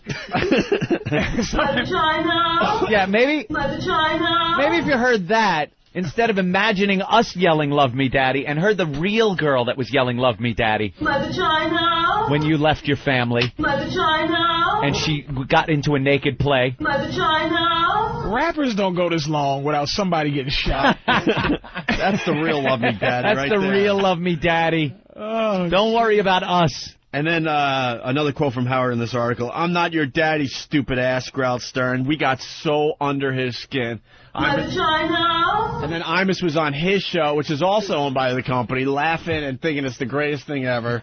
But we learned a long time ago that poor Howard Stern can't take a joke. Can't take a joke. Stern has never mentioned his afternoon counterparts by name, and they have been forbidden to mention his. Well, he did start mentioning our name as soon as we got fired, and we couldn't fight back, by the way. That's a fact. Their feud erupted last February when O&A crashed a news conference for Stern's TV show, Son of the Beach, and were promptly ejected by Stern. O&A returned the fire in April. What a clusterfuck this was. Holy shit, I forgot all this stuff. Let me ask you guys this. I was listening to Stern when I was a kid, coming up. It's like, doesn't he have the weaponry? You guys, aren't you two fair countries? Like, your armies are just as powerful. We assumed. Dude, we didn't have an army when we went after them. Now we got the power behind us, but we were just two dicks that weren't going to take his shit. We assumed that he would fight back, and we were totally ready for it, but he never really fought back on the air. Like, you got the Ramon thing, and he had the Baba Booey thing. Like, right. Doesn't he have this? It's like y'all. It's like the same. It's China and U.S. in this situation, isn't it? We're proud to say we were the first radio show that he didn't know how to handle and did not go after. So just ran to management. We went right to Mel Karmazin. We're proud to say we were the one that he couldn't take on. Yeah, all the other ones fact just that's been written about many, many times. All the other ones, I mean, and some of them are historic. The DeBella situation, those two clowns out in California. Mark and Brian. I mean, those are just brutal beatings that Howard gave those guys because their program directors told them the best way to deal with Howard is to ignore him. That's what we do. So when he attacks, you just ignore him and it'll go away, and he wound up crushing them. And we knew that. So we weren't going to take any shit. And that's where it started. And we are like, I'm pretty humble when it comes to this show, and when people compliment us, it's thank you and everything like that. But when it comes to battling, if someone shoots a pea shooter at us, we pull out a cannon and just fire it back. Like, it's ruthless. Was you ever nervous at any point? Like, okay, when when you got together, did you take one gulp and go, no. All right, nervous that we were going to be fired a couple of times, yeah. But never nervous about him and what he could do? No. Fuck no. Nope. I said in the Long Island Press article we did recently, they asked that question, and I said, I haven't been scared of that guy in 12 years. There was a time 12 years ago when I was doing this radio thing, sure. Definitely. That's what I'm saying. It's like that's being honest right there. Yes, that's what I'm saying. But for the last 12 years, absolutely he's not. A juggernaut. It's just like, okay, at the time he was fucking. He's at the juggernaut. So it's like, was it like you just go, all right, Ant, you ready for this, or was you just like, what, motherfucker? No, it was just like, come on, bring it. Bring it on. Yeah, bring it. We were ready. On. So listen, these 3 paragraphs are really funny in this old article. Their feud erupted last February when O&A crashed a news conference for Stern's TV show Son of the Beach and were promptly ejected by Stern. He waited in his limo outside the hotel. He didn't do shit. He had all his people behind the scenes do it. He waited in a limo until we left the hotel, and then he walked in to do his stupid press conference.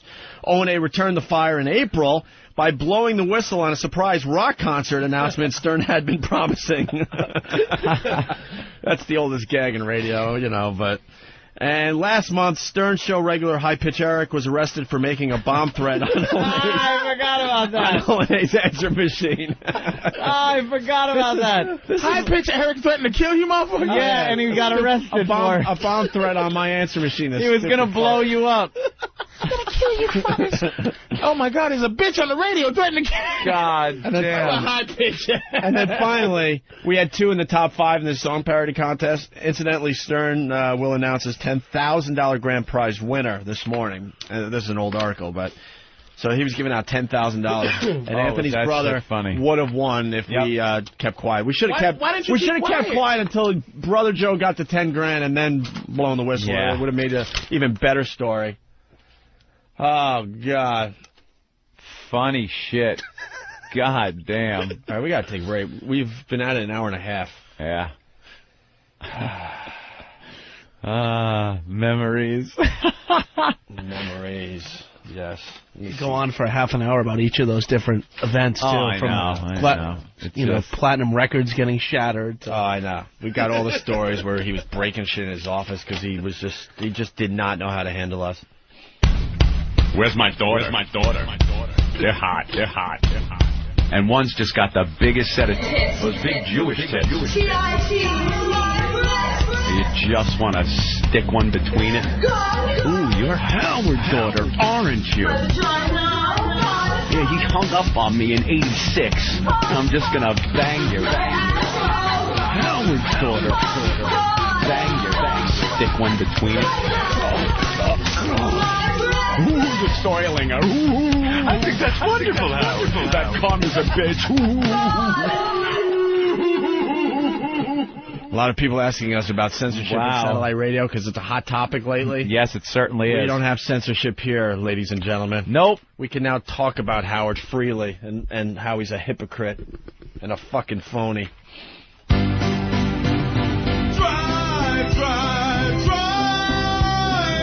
now.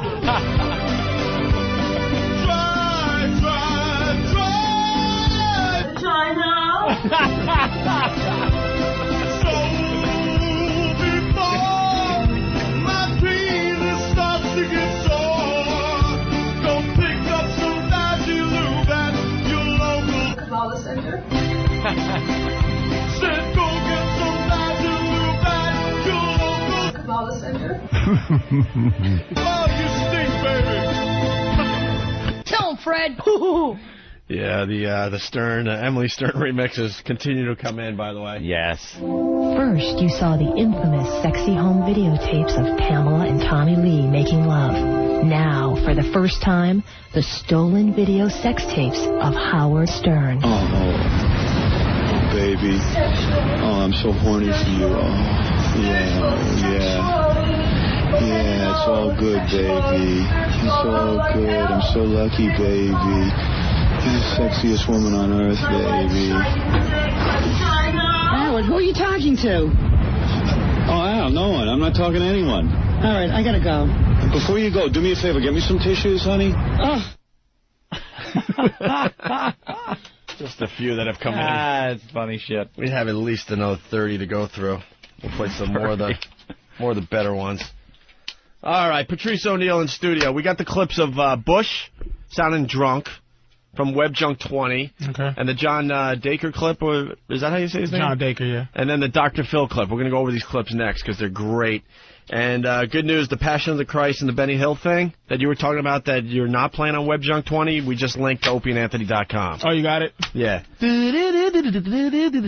And we'll clear the phones and we'll start all over after the break here. But we're going to back up a little bit, play this in honor of Anthony opening up today about his wedding and his divorce and stuff. Check this out. We're back with the Opie and Anthony program. It's the One virus spreading across America thanks to you. And you, and you, and you, and you, and you, and you, and you, and you, and you. Ooh. And you. And all the people on Pal Talk, all the O&A pests out there. It's a lot of fun doing this radio show every day. Patrice O'Neill in studio.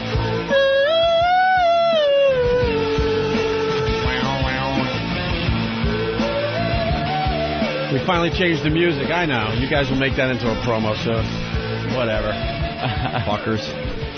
The youth of America making fun of the old guys. I start doing the math. I look at these guys, you know, and we're not even that old. And I'm like, man, I started radio and these guys are still, like, taking dumps in diapers. Shitting themselves. Anyway, one of Ben's... Some of them still do after a night of drinking. Well... They shit themselves. And I almost said absolutely there, but I'm trying to not say absolutely as much. From where I sit, I didn't even hear it. There you go. You're too busy trying to say finger right. This guy, Mike, he just brought in a whole bunch of old Opie and Anthony articles. And here's another one that's really funny. You got to go through all the articles you brought in because we could do this all morning. It's a huge headline in one of the New York papers from about maybe a year and a half ago now. Who wrote that? David Hinckley. Well. David Hinckley's coming in today to do a little feature on the boys. That's right. And David might have missed the mark on this one a little bit. But you see what's going on here? Yeah. Tick, tick, tick. We're ticking up again. Oh, we destroyed our careers. It was just ugly. Yeah, it was pretty much over, Johnny. But now it's just going a while. Tick, tick, tick, tick. I love the slow build. Slowly We've always surely. done it. Our whole career has been based on the consistent build. We go up consistently. I'd rather that than the big hype and then the big letdown. He's got a cartoon. We made the political cartoons. Is it? I was in hiding during a lot of this time, so I really don't remember it. Well, they got a station manager with a clipboard with me and Anthony crying outside the studio we used to broadcast in. This is a cartoon I'm looking at now. And it says Opie on the back, Anthony on the back of his shirt. We're crying our eyes out. And for some reason, they have me with my right hand on your ass. Hey. I don't get that. We captured that moment? And then in the studio where we used to broadcast is Clinton taking our place. Ha ha ha. And the station management says in this cartoon, sorry, guys, we found a replacement. Ah, I get it. And then you see the booth, and it's Bubba. Yep. Bubba Clinton doing his show. And it says, I'm shocked Opie and Anthony would defile a sacred institution. Who do they think they are? Me? See, because the blowjob in the Oval Office. It's hysterical. Wow. Oh, that's bad. Dude, I don't know what this one's about. You got to explain these. This is just a long, involved one. I can't go there. The best and worst? I'm not that good. Anyway, so David Hinckley from the Daily News, this is about a year and a half ago, another article that Mike brought in. The headline is really funny because it just says, Sirius likely to relaunch Opie and Anthony's show. Hey, how about that? We're going to be on Sirius. How'd that fall through? Oops. What happened to that one? What happened? They both want us really bad. Yep. What did it boil down to? Technology. Boiled down to more subscriptions. The better company, more subscriptions, better technology. Oh, okay. XM. Before I give you guys credit, was it you two were like that when as fast as you said technology? Was that you? They were already. Or moving. was it your people? Did that people surround your ages and stuff? You know we're not stupid. Nah, we pretty much I didn't call you stupid, motherfucker, but that is like to say, hey, the technology. Patrice, I don't know. We went. I'm a student of this game. If I'm going to satellite radio, I'm going to do my own research. We went to both companies. Of the radio. I learned all that stuff. We went to both companies. Went to their headquarters. We looked at all their stuff. Talked to their tech guys who showed us what was coming up. The technology they had available at the time. It was kind of funny right around the corner. Because sorry to interrupt you, Anthony. At the time, we had access that no one else had. We got to get inside both headquarters, and these two companies hated each other since day one. And we were able to get behind closed doors in both companies because they both really wanted us badly. They did, and that is unheard of. From what we saw and what we heard, XM was the better company. Wasn't even close. They still are. They're light years ahead in technology. And when you say the technology, business model, the MiFi. When you look at the systems that people are listening to Sirius through, and look at the systems that people listen to XM through, it's ridiculous.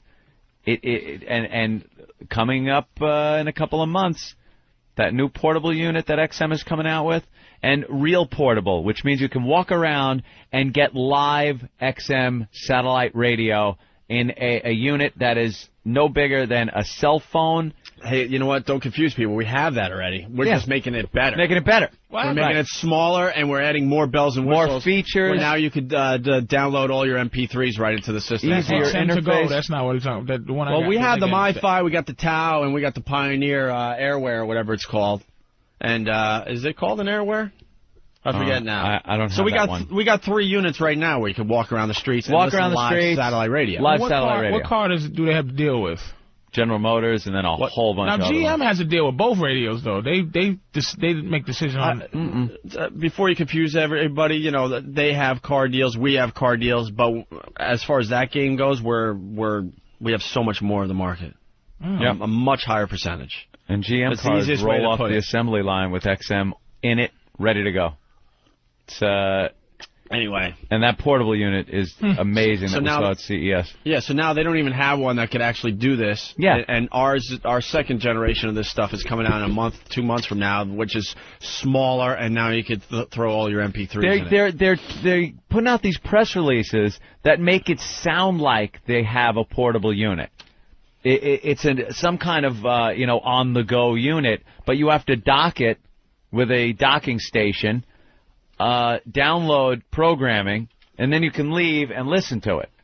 And as Jimmy Norton said, congratulations, you've reinvented the tape recorder. So the XM, the MiFi is like a Walkman. Yeah. You can. Oh just my God! listen to Yeah. it. Yep. It's amazing. And that like floored us right there. Both companies wanted us badly. Yep.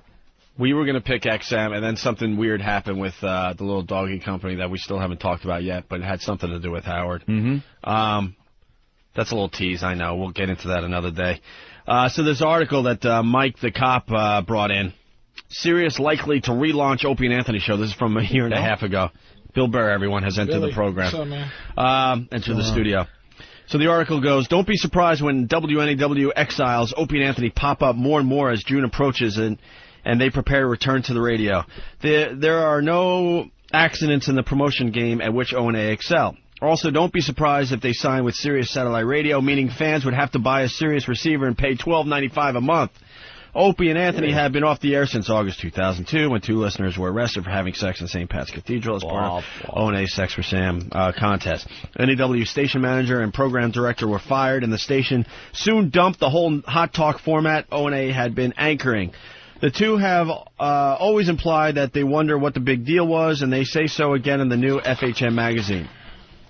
They also used the interview to reinforce their irreverence, sniping at WNEW's parent company Infinity and complaining because Infinity has been keeping them off the air. Of course, Infinity has also been paying them millions, but they have always painted themselves and their fans as proudly rebellious targets of a disapproving and humorless world, and they're not about to abandon that position. As for where they will surface in June, 3 major factors suggest Sirius Satellite Radio. Oh, 3 major factors? First, satellite has no content rules. Yes. Second, former NEW program director Jeremy Coleman, a big O&A supporter, now works at Sirius. Ah, well. Still works another there. clue. Still supports us. Still loves us, by the way. Listens every day. I saw him on the street recently. He goes, I listen to you guys every day. You guys are sounding better than ever. Thank you, Jeremy. Third, Sirius trails rival XM and wants splashy, high-profile programming to close the gap.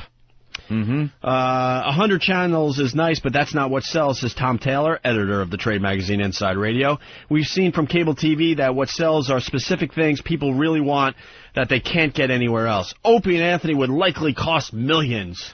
Millions, Opie. But if they brought Sirius 20,000 new subscribers, a small fraction of their daily audience when they were syndicated out of NEW, that alone would mean $3.1 million a year in subscription revenue, exclusive of advertising. Asked if Sirius would be interested in O&A, acknowledging that they are still under contract to Infinity, Sirius Vice President of Programming Jay Clark, who's still over there, by the way, says, and I quote, "Yes, you never know. They're very talented guys. Thank you. Who are restricted by the rules in commercial radio." Thank you, Jay. O&A would have to make decisions, too. They would have a similar audience. They would have a smaller audience. Also, part of their shtick on NEW was getting around content rules with winks and code words. Sometimes graphic is less interesting than suggestive. You know, you could replace Opie and Anthony with Howard Stern, and that is an article from a couple of weeks ago. Oh, I know. Like, it's the same article. I know. But if it worked out, O&A could say they were to satellite radio what MTV was to cable television. And it did, and we are. We are here first. Annoying.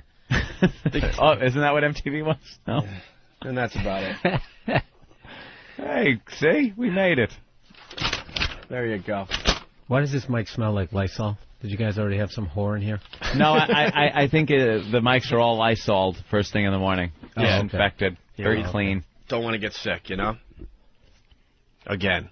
Bill Burr, how are you? Oh, I'm fantastic. Yeah? Oh, yeah. How you been on the road? Yeah, I was down in Miami doing the South Beach Comedy Festival. How was that? Fucking unbelievable. Nice broads down there. It was ridiculous. I think I was actually. That's all you hear about from guys in South Beach. Hey, you ever been to South Beach? Oh, the fucking girls down there, huh? No, that was like the trophy wife capital of the universe. Every guy down there was at least 52 and had some 23-year-old girl with her titties hanging out. It was awesome. Dressed all in white on white. Yeah. I've been to South Beach. The women are so beautiful, it's depressing, and you just want to openly cry. Yeah. You feel like a genetic disaster when you go to South Beach. Felt like a busboy. They don't even give you the time. They don't even give you a little... They don't give you nothing. Yeah, they're all like super tall models. They're all models.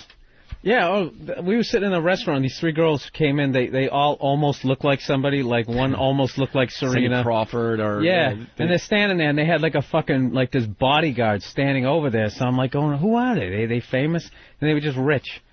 It's just like, rich yeah, bitches. It's like everybody in here is rich.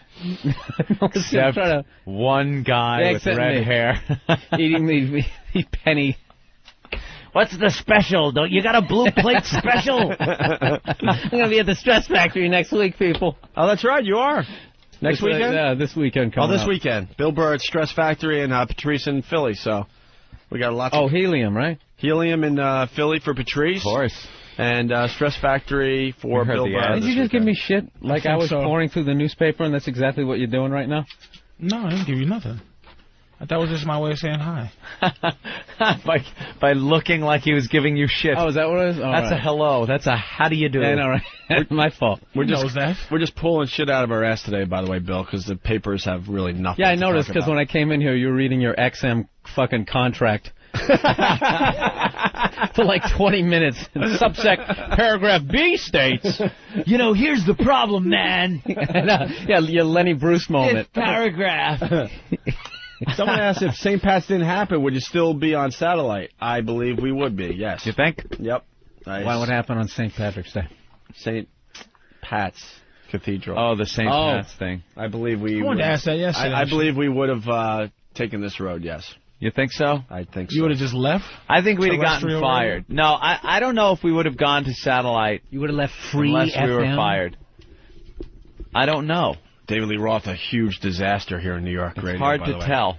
They have a great article in the Daily News or the Post today about him and how he's just, they can't work with the guy. It's in Radioland. It's the sour grapes of Roth. Get it? The grapes of Roth. They're always funny. He's an old school rocker. What do people like that? You can't tell that dude. And he's a cool dude. You ever meet the motherfucker? He's like, it just shows he's you. a cool guy. It just shows you what's going on in commercial radio. They just don't get it. Of course this guy was going to be a problem. Of course. Looks like rock star turned shock jock David Lee Roth is having an ugly launch as Howard Stern's successor. The radio station's staffers grumbling about Roth's alleged bad behavior. My sources at 92.3 Free FM, formerly K-Rock, tell me that former Van Halen frontman and his manager, Matt Sensio, is that his name, are, quote, totally out of control and out of their league when it comes to producing a radio show. As one disgruntled employee put it, quote, this guy, Roth, is impossible to work with. A real arrogant, self-righteous ass, says a low-down spy. Quote, all the execs know they made the 2 biggest errors in radio history, letting Stern go to Sirius and hiring this moron Roth. He never preps for a show. He is out the door 5 minutes after the show, unless he is forced to record a commercial. I thought we were talking about the David Lee Roth show. Is that David Lee Roth or Anthony?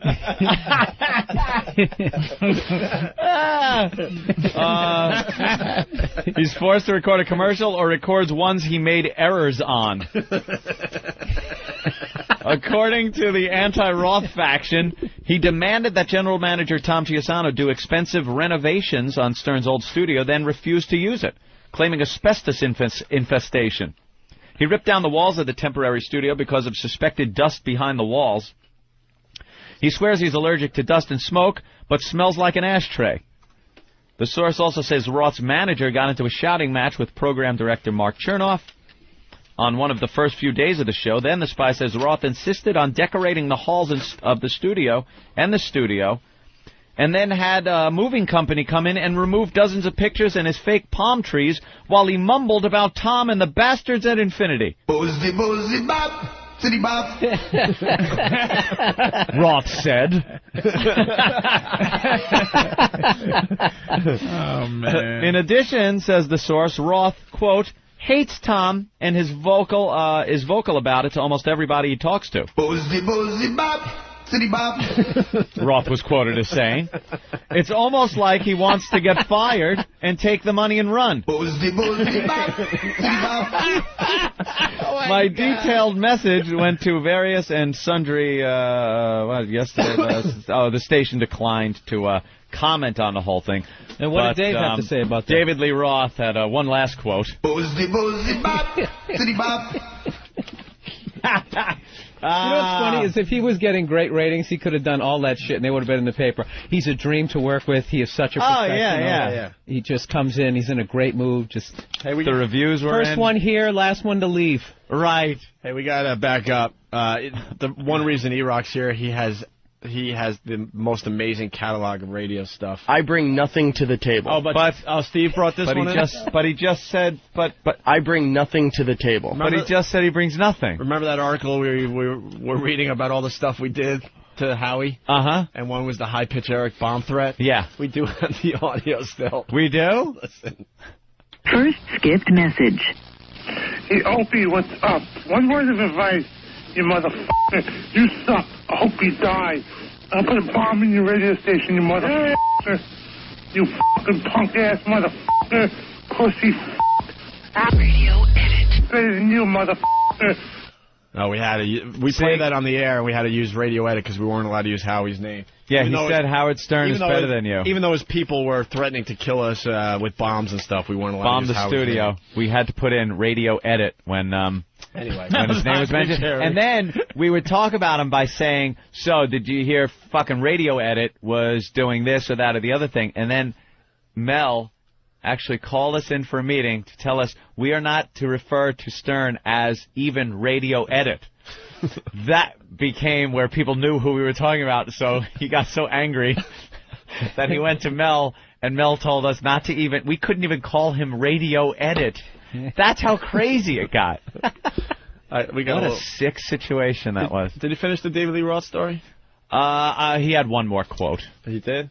Yeah. Boozy, boozy, bop, city bop. And the story ends just like that. Is this out of E-Rock's iPod? Nothing? Nothing. My radio show blows. Everybody knows. No, that's what the song is about. It is? You don't even have to, make it I didn't know it was a parody. I was coming out there punching. I was going to say, look at you, ready to go to work. I was riffing. No, you were singing over an actual parody that was already done. I'm in a studio on the radio.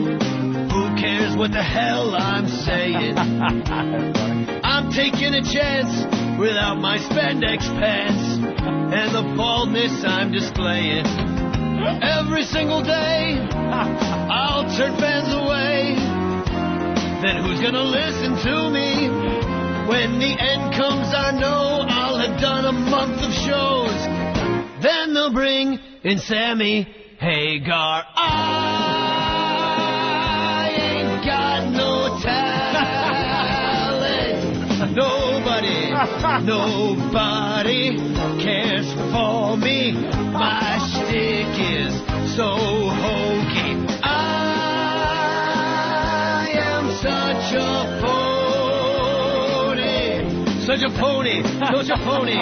Why would somebody go and take a chance on me? I guess things are bad. Wake it up with me, babe. I play Van Halen songs all of the time. Eddie fired me. My pal Eddie fired me. Flop. My show's gonna flop. I'll get dropped. I ain't got no talent.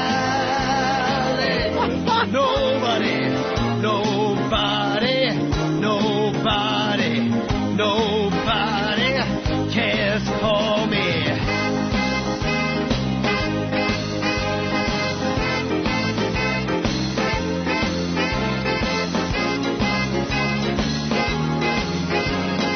Me on the radio, what a scenario, king of all media, I'm gonna flop. I ain't got no talent. Nobody cares for me. My shtick is so hokey. I am such a phony. I'm a phony, such a phony. Why would somebody go and take a chance on me? I guess things are bad. Wake it up with me, babe. I'll play Van Halen songs time. Wow, that's really good. Eddie fired Bravo. me. My pal Eddie fired me. It's going to go down as one of the biggest disasters in New York radio history. Wait a minute. How much money I did said they get one of many. Huh? Millions. Millions a year. I will say millions. And there have been many New York disasters in radio. So who should go in there? Any suggestions? We're going to get the call soon. Yeah. It's very obvious. Yeah. Dead serious. Yeah. Oh, I wasn't even counting you motherfuckers. I thought you were... No, dead serious. We'll get the call. We're going to get the call. Sooner than later, actually. In showbiz, which includes radio, believe it or not, anything is possible. Where are you guys on the show business ladder? So they really thought after we... Mime? No, comedian's the bottom. just above mime. Then there's comedian. Then there's got to be DJ right above DJ that. somewhere in there. Yeah. We're above comedians, though. At least we can, we know where our job's going to be the next above day. comedians, some. Yeah, some. I'm not talking Dane. Well, at least, see, the old company realized that they thought they could move on without us. Yeah. And they've tried so many different things at our old station, now with K-Rock. They're going to call us again. Yep. There's no doubt in our minds. We'll get the call. Because now they're desperate. Now they're like, we're ready to, forgive and forget. Well, look at it this way. We're not leaving XM, though. How about I rephrase it? Mm-hmm.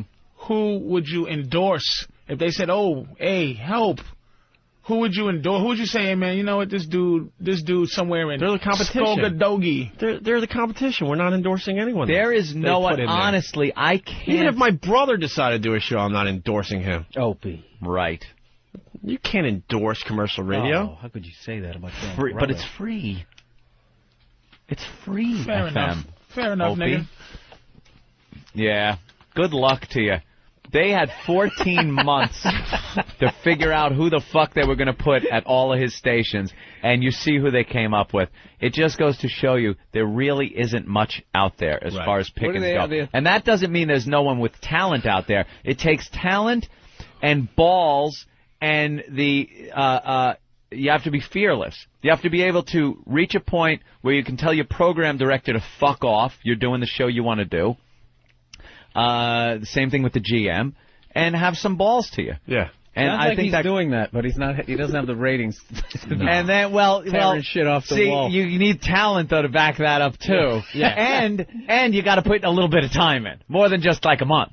You got to be there maybe 3-6 months. He'll be out by spring. And then when you get a following, this is the Boston O&A plan. When you get the following, then you do whatever you want. Whatever you want, except sex in a church, by the way. That doesn't say the work. mayor died. You know, isn't it good to see? The mayor died, helped us out. Yeah, that helped. We doubled our salaries doing that. That was good. It is nice to see. That was a great one for us. By the way, on a side note with the Sex for Sam thing, it is nice to see Jim Cook actually being brought back into the fold of Sam Adams. He's on all their commercials now. Yeah, he had to go away for a few years. They put him in a closet and shut that door and locked it. Jim Cook. Hi, I'm Jim Cook. You remember me. I was involved with the Opie and Anthony Sex for Sam promotion. Put him in a closet, yeah. And now they bring him back out, and he's selling his beer again. They're like, they got rid of him and got some pilgrim to do the spots for a while. Yeah, Sam Adams. I felt so bad for that guy. Oh, you know something? You got to dress up Sam Adams. You can't even tell your family you booked something on TV. Yeah, do you see me? Sam Adams. I hold the pewter mug, and no. Yeah. But it is because Jim Cook is a really good guy, and he was always a friend of the show, and it's good to see that he's back with them. And I will bet money that he will be back advertising on the Opie and Anthony program. Would be nice. It's going to take a little more time, but you watch.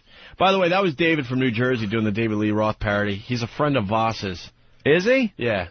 Wow. And he did a great job with that. David from New Jersey. Thank you. A friend of Voss. Did that belittle the talent? Now you just go, I'm kind of like, now I'm not as into him. If you had said that first, I probably would have said, it can't be good as Voss's friend. Yeah. Let's go to Steve. Steve, what's up? Hey, what's up, shit dicks? Hey.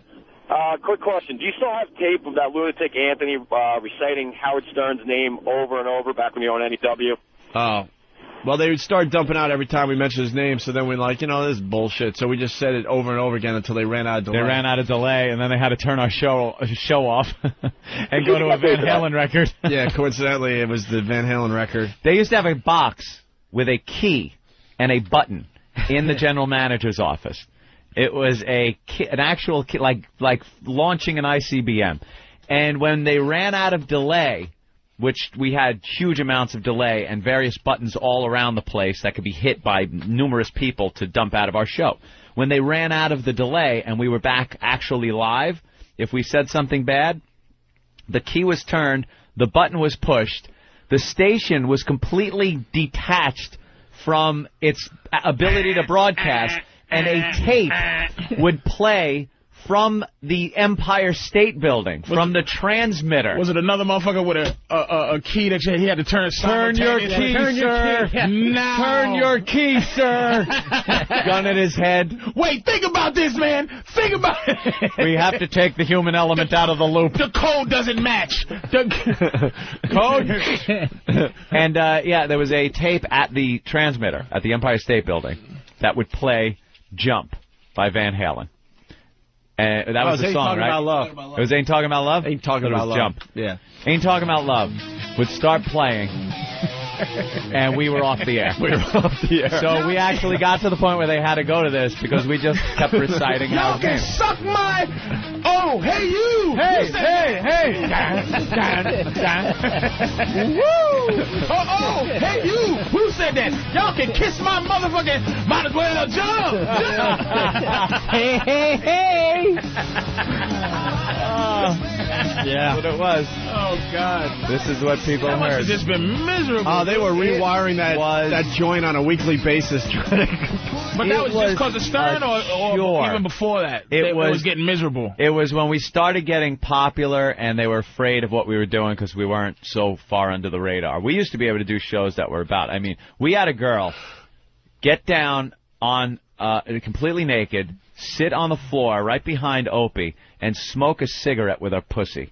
She actually was inhaling through it and blowing smoke rings through it. And to the best of our abilities, adhering to FCC regulations, we described what was going on the air. This, nowadays, doesn't matter how you describe it.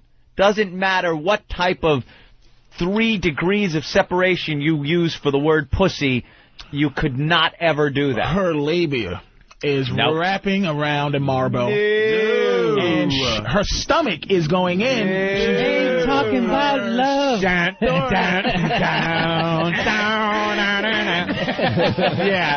that's what you would hear. And see, okay, all right, not labia, not labia. You couldn't say, we got to the point where they weren't allowing us to say her most intimate of areas. She would take a cigarette. Now get this. She would take her most intimate of areas and take a cigarette and put it in her most... Wait a minute. So she's taking a cigarette. Now you can say cigarette, right? Yeah. She's taking a cigarette. We're back, yes. We're taking a cigarette. Right. Yeah. All right, let's try again. Okay, let's try it. She's taking a cigarette, and she's okay. You know she has a navel, and she also has a space under the navel. And then, okay.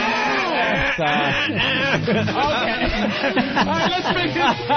We're trying to help regular radio. See, by space under the navel, how much imagination do you have to know that you mean vagina? Now, I can say cigarette. That's the lawyer now. How many orifices are there in the human Come on, body? underneath there? What are we talking, the hole in her kneecap, idiots? We know what you're fucking talking about. We can say cigarette.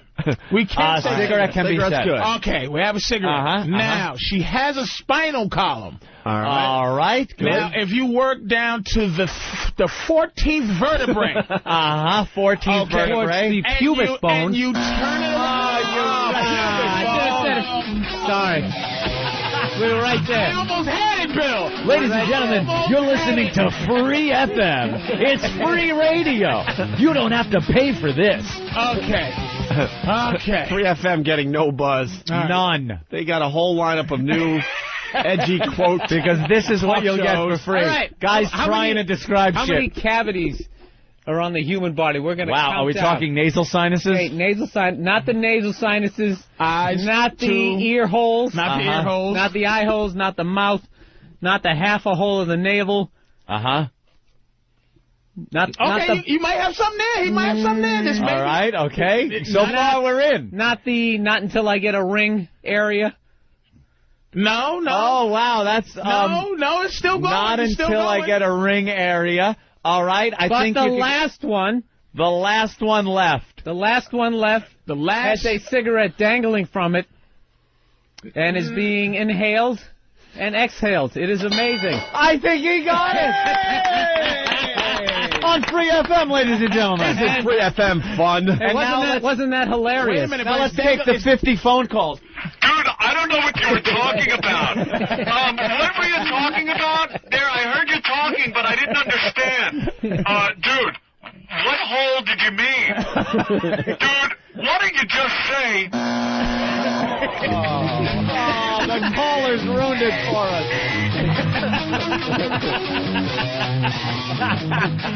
There's got to be a way to explain smoking a cigarette with your pussy.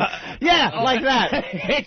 Yeah, you just say it. It's going to cost you a little bit a month. Eric in Connecticut. Eric. God damn. Hey, guys, I've been a listener since, like, 99. The first show I ever listened to, you guys did, you had a girl in there launching hard-boiled eggs out of her snatch and a blind guy trying to hit him with a wiffle ball bat.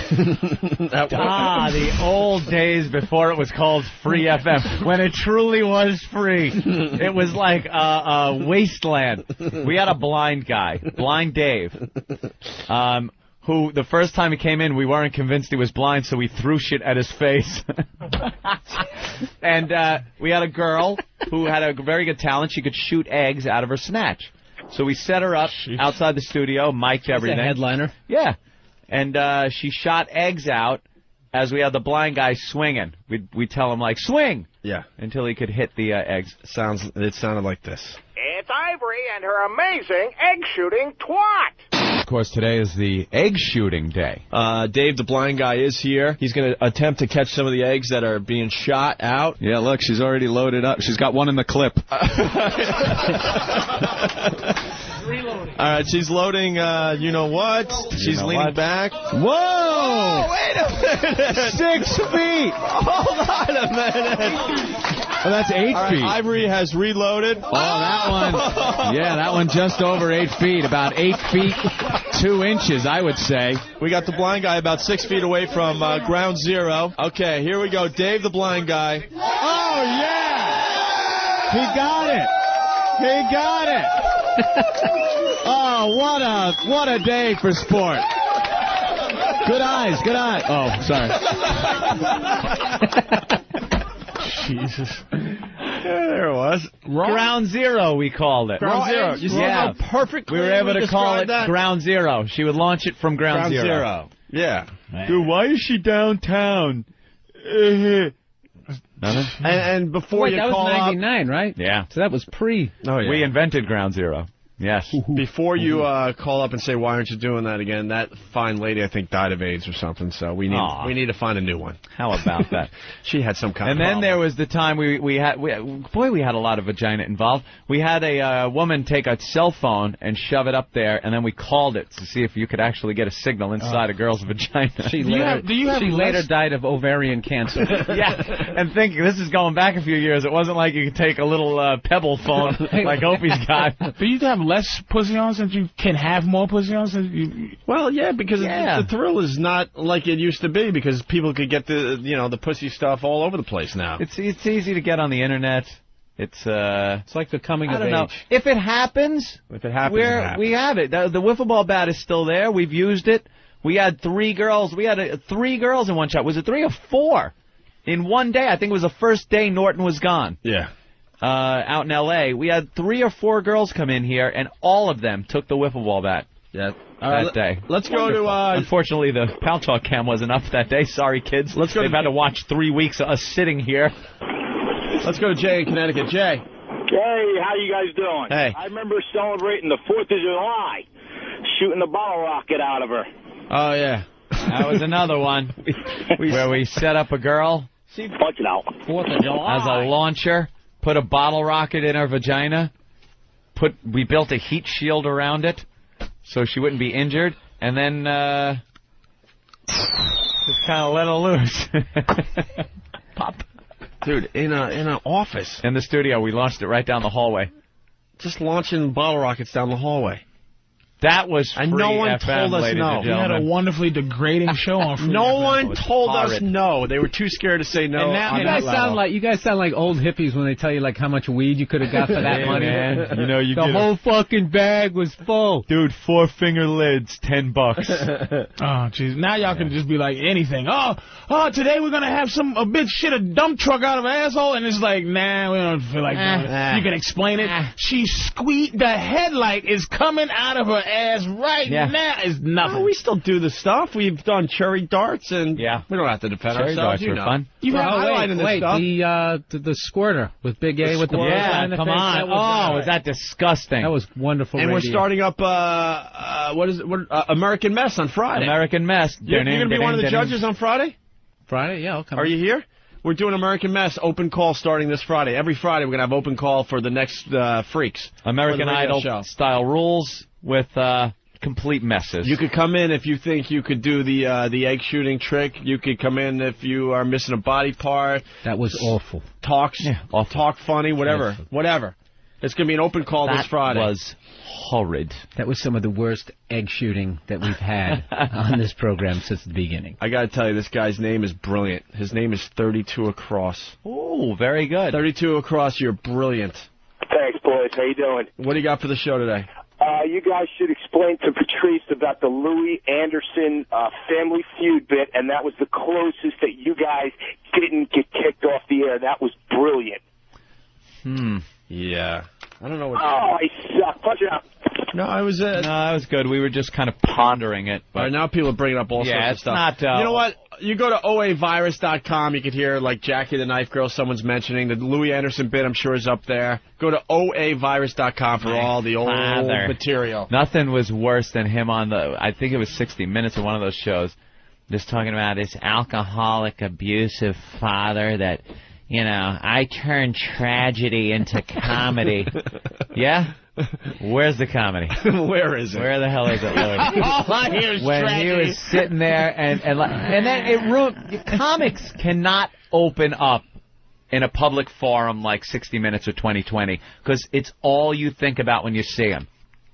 Now, I never found Louis Anderson that funny, you know, but when I see him now, all I think is, he would hit me with whiskey bottles, and my enabling mother allowed me to gain so much weight that the schoolyard children would beat me senseless. It was just horrid to watch. Turned me into an introverted homosexual. All right, Louis, where's the funny? Dab your head with the rag and say, I sweat, and if I didn't, I'd explode. I move the mic stand and say, let me move this out of the way so you can see me. Do one of those fat gags. Yeah, help us out a little bit with some do funny. something. I don't want to hear about your father smacking you until you bled. Then I was sexually assaulted by an uncle at 8. That might have led to my eating disorder. Great stuff, Louis. He bent me over a buffet table. I don't know why it gave me a love for the buffet table. I think as I was taking it in the ass, I was looking at the table saying, save me, save me. At least there's something good in this. Something good. I was eating off of the roast beef slicing table as he was doing it to me, so I could never get enough roast beef. High carb rate. Hey, fuck, we're gonna die. We interrupt this program to bring you the Ozone Midget saying of the day. Who saw this coming? Chaos from Whackbag. What's up? What's happening, guys? I was at my local Walmart. I happen to be walking over by the electronics department. I see this ladder moving by itself. I look over the counter. Little bitty guy just happened to be carrying it and started laughing my ass off. A little midget carrying a ladder. Did he work there? Yeah. And he was going to, I guess, use the ladder to get something that was easily accessible to a real human. Yep. Yeah. I thought it was hysterical. I didn't catch that for half a second. Nothing funnier than a little midget moving something because it looks like it's moving itself for a while, and you freak out, and then you go, oh, it's one of those. It's one of those. Meanwhile, back at the show. Yeah, it's not, let's look back. Look, people bringing up the Buffalo Road show. I know, we're trying to move on. Most offensive song contest, which I don't know how we ever got away with, but we did. We got in trouble for that one. Someone's requesting Donna Summer tickets, actually. Donna Summer. We could play that going into break. That's old, man. That goes back to we're on Boston. Yeah, this is a Boston thing. We used to have these housewives. Our phone number was very close to one of the hack kind of radio stations up in Boston. So they would misdial all the time and say, "Did I win?" That would be the first thing. And we were playing music or talking. We would say nothing. So we'd be like, "What are you trying to win?" And the people would tell us, and we'd just kind of fuck with them. We would kind of just riff a little bit. And illegally put them on the air, And things like that. Against all FCC regulations. Why not? So this lady called us thinking she won Donna Summer tickets. We'll play this going into break. Bill Burr in studio playing The Stress Factory. Yeah, 732-545, ha-ha. All weekend long, starting Thursday? Yeah, Thursday through Saturday. And Patrice O'Neill in studio playing Helium Comedy Club in Philly. This weekend starting Thursday as well. Sir. All right, here's Donna Summer, and we got lots of He's a pro, though. You see that? Second the music started playing, he woke right back up again. Oh, yeah, today he's a pro. Yesterday, right in the middle of live on the air, he fell asleep.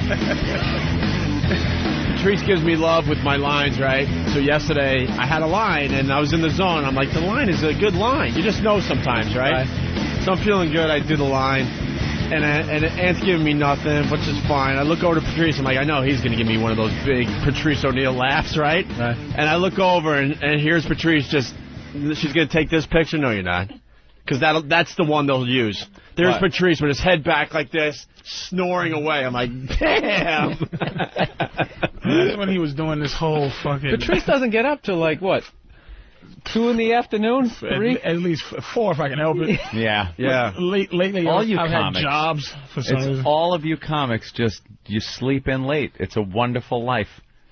And then But we work till 2. I mean, but that's good. We do 20 minutes of comedy, then we hang out giving each other shit until 2 in the morning. But that's fun, too.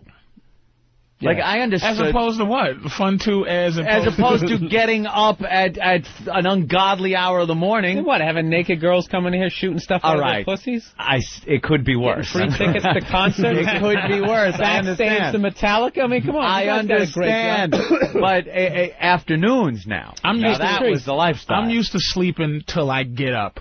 Until my body goes, what the fuck? Get out of bed already. For no reason, do nothing, but it's just can't get up. I don't like being told when I have to get up. I don't like an alarm going off and then having to get up. I want to get up when my body says, you want to take out one get out of bed. Yeah. Every day I get up at 5 o'clock to get here, because it takes me about a half hour to just take a shower. But every day I get up, I sit on the side of the bed, I go, I should just call and say something to Ben. Yeah. Just say, I can't make it. I'm going to be late. Can you call somebody else? I cannot get here. Help me, please. I can't get here. I stagger into the bathroom every morning. As the light comes on, you hear your pupils slam shut. and you look in the mirror just, I can't. Yeah. I'm exhausted. I always wake up mad because I always forget that I'm doing radio. And I think for some reason I put the alarm on for no reason. I woke up this morning doing that. I go, what the fuck? I know. Come on.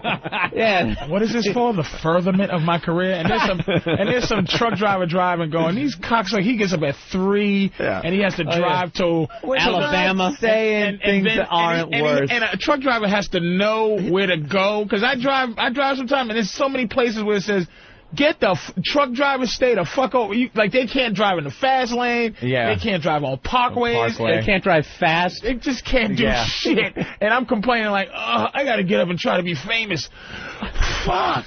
Yeah, but you know what? Everybody who gets in entertainment, you get into it because you don't want a real fucking job. Yeah. That's why you do it. All right, you don't want a boss. Yeah. Well, let's move on. I don't want to get up early either. Let's go to Chris on Long Island. Chris. Good morning, ladies. What's up, Chris? Hello, Bill Burr, my little only MySpace friend. It's Chris from Livewire. Oh, hey, what's up, man? Hey, Patrice, was watching Flavor of Love the other day, and I don't know if you noticed this, Opie, when you watched it. When they went to the commercial for the preview for next week. Yeah. And they showed the lineup of the chicks that were on the next week, so you already knew who was eliminated. Oh, they kind of blew it. Blew it. Yeah. The payoff is watching the whole fucking thing for an hour to see who gets eliminated. So they show the promo, and then they show who's left, so you know who's not going to get knocked out because you see them for the next week's promo. Exactly. Yeah, that is kind of a blow-it move. Yeah, VH1 doesn't exactly have a Scorsese over there. No. All right. He kind of goes, "Hey, Patrice." Yeah. Hey, Patrice, remember Opie? Hey, Bill. Hey, Patrice, I want you to talk to those guys over at VH1 and tell them to stop fucking up. Sure, fucking people I don't know. I'm just an asshole in front of a green screen. With white people walking around, I don't know who the boss is. Yes, boss. Yes, you the boss? Somebody said Flavor of Love, not to be offensive. Let's go to North Carolina. Bill, what's up? Yeah, I want to talk to Patrice about him cracking on Appalachian State. And it's not Appalachian, it's Appalachian. It don't matter. It just doesn't It matter. really doesn't matter. That's exactly it. That's how the point. obscure it is. No one knows how to say it. Appalachian State is hot, hot, hot. Does anyone care? What an awful school. That was part of Web Junk 20, Patrice O'Neill's new show on VH1. They do. They have one. Thanks for the setup, Bill, because we're going to play some of our favorite clips from there. We got 3 quick ones. We got the Bush clip. We got the John Dacre clip doing awful versions of really good songs. Really good old songs, I guess. And then the Dr. Phil clip, which is just classic. Yeah, make sure you get a shot of Opie there as E-Rock is eating his cereal and mayonnaise. Get that. I hope you got a tight shot there. We got the Daily News in doing their little photo shoot. Yes. I think you ought to do something Not with a too cool distracting. little depth of field where out of focus eating motherfucker is right there, but Opie's in focus. Out of focus cereal bowl and gorging idiot in the foreground. Too bad you weren't here earlier when he was sucking mayonnaise packages. Look at that. He just turned his hands up like, what did I do? Yeah, like he'll be eating a sandwich, and rather than put like the mayonnaise on the sandwich, he tears it open and just squeezes it in. You sucked the 47-hand mayonnaise package? He sucked the last bit of mayo out of the package. Out of the package. You know how many mayonnaise packages I touched till I found the right one? All right. Second on it, like space food. So from Web Junk 20, Patrice O'Neill, VH1, here's the Bush clip we were talking about earlier. Where, it's explained within the clip here. Did you hear these rumors that President Bush is drinking again? Have you heard this? I mean, it's frightening. I'm not sure it's true. It's probably not, but I'm telling you. Well, look, take a look at this. Take a look. I stood up here a year ago in one of my many press conferences and told you that in the next year I make this prediction to you that over 10 million Iraqis, including many Sunnis, will vote for a permanent government. I think you probably will say, there he goes again. That is brilliant. That's Craig Ferguson on his show. Great observation. It's really cool with the video because the video kind of makes it work also, but the audio is great. Yeah. It's just actual audio? It's slowed down. They slowed it down slightly to make him sound slightly drunk. Slowed it down, and it absolutely sounds like he's hammered. Yeah. Perfect. Why didn't we think of that? Ugh. Damn it. I hate the obvious ones. And then there's the John Dacre clip that also was featured on Web Junk 20. This guy's just a complete tool. Oh. He's scary to look at as well when he's trying to sing these songs. My name is John Dacre. Lord is risen today. Hallelujah. Sons of men and angels say hallelujah. Your voice in triumph song. Hallelujah. Voice in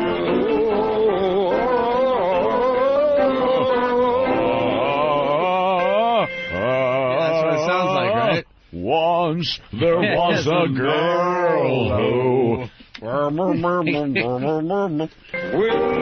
moon hits your eye like a big pizza pie, that's amore.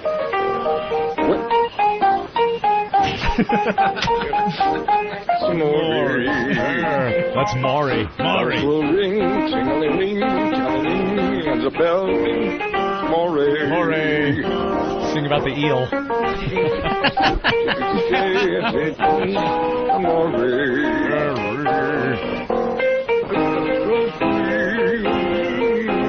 Just on the piano getting mad.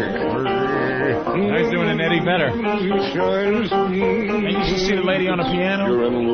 She's not even paying. She's just grooving some, large Marge type of lady from like Hicksville. And she just, if you notice, she's off beat, but she just in her own space. Like, he just sucks, and she's just like, what is she supposed to do? Like, keep up with this guy? She's whining. She's doing the right hand with one arm, and that is a clusterfuck. Awful. What is that from? Amore. Well, it was featured on Web Junk 20. That's the longer version of the clip. Yeah, that's this the guy real is just, version. Yeah, where do you find him? Like, what is he? Is that a podcast, or is it on a religious channel, or where does this guy come from? iFilm. It's off iFilm, but the dude it's a lady.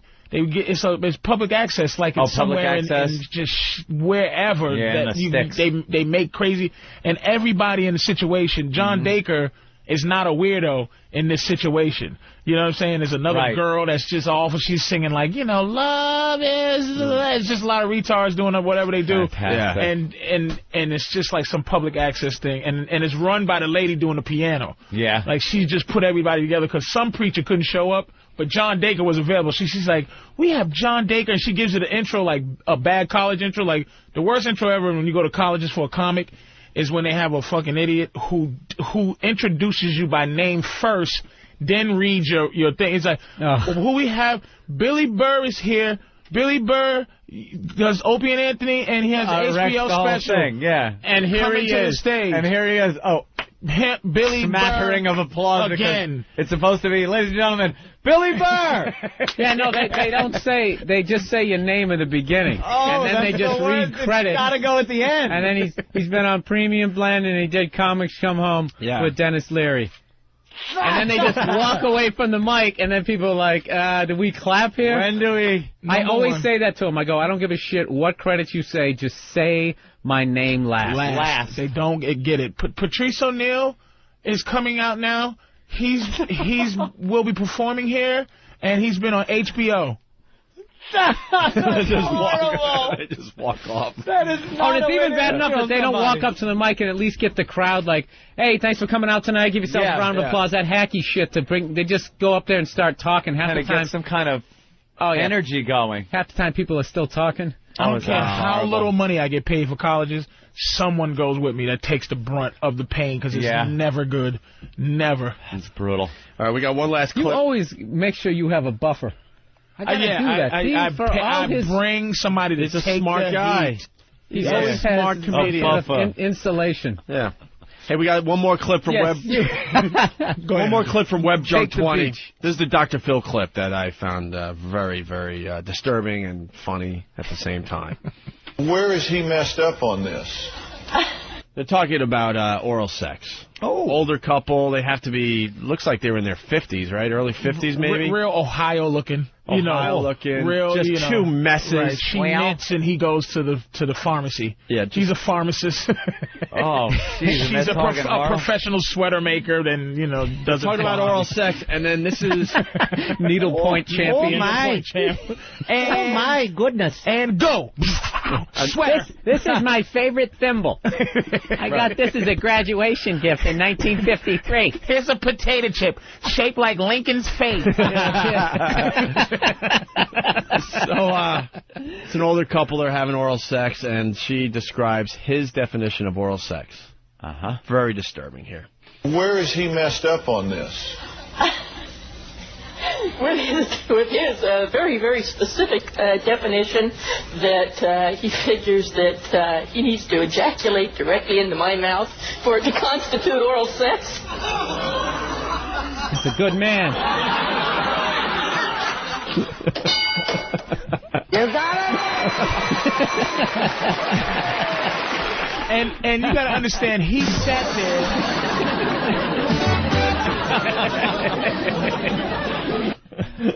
He sat there when she said that. Yeah. He didn't even change. Like, he didn't even go, oh, my God, you said that. He sat there like, and what, bitch? What's your point? I need to squirt one in them fucking cheeks. So it doesn't constitute oral. Wow. This program to me. Another? Ozone midget sighting of the day. Who really saw this coming? 2 in 1 day? Man purse? Tweeted this out. New Mexico? Yeah, I had a midget sighting for you guys. Yeah? Do tell. Yeah, I was just at the gym, and I saw a little Ewok-looking midget needing a step stool to get onto the treadmill. No way. Yes. He's lying. Oh, He's fucking stop lying. it. I know, did he have his little hands above his head as he held onto the... Yeah, how does he... on the treadmill? Adjusting the fucking... There's no reach in the controls. There's no... What's the thing it called when it makes it go up? The incline. He's practicing some gymnastic moves in between miles. Jane, stop this crazy thing. Help, Jane! They actually need one of the workers to come over and help her with her little stool. It's a girl? Oh, it's a girl. Yeah, that's great. Trying to get those big fat thighs. Yeah, one thing midgets don't really got to do is work those thigh muscles. Oh, yeah. Down to a workable size. Yeah. They're all built like Robert Newhouse. You know, midget is the racial slur for those people? Yeah, they might be called little people. Yeah, they call it the M word. The M word. They do. The M word. Midget. The M word. Yeah, migger. Midger. I've never called him a migger in my life. You dirty little midger. Taking all the fucking jobs. Taking all the jobs. You come to this country. You don't think I could be You don't think I could be a fucking pipe cleaner? You don't think I can get inside of a pipe and scrub it? You think I don't want to work at the circus?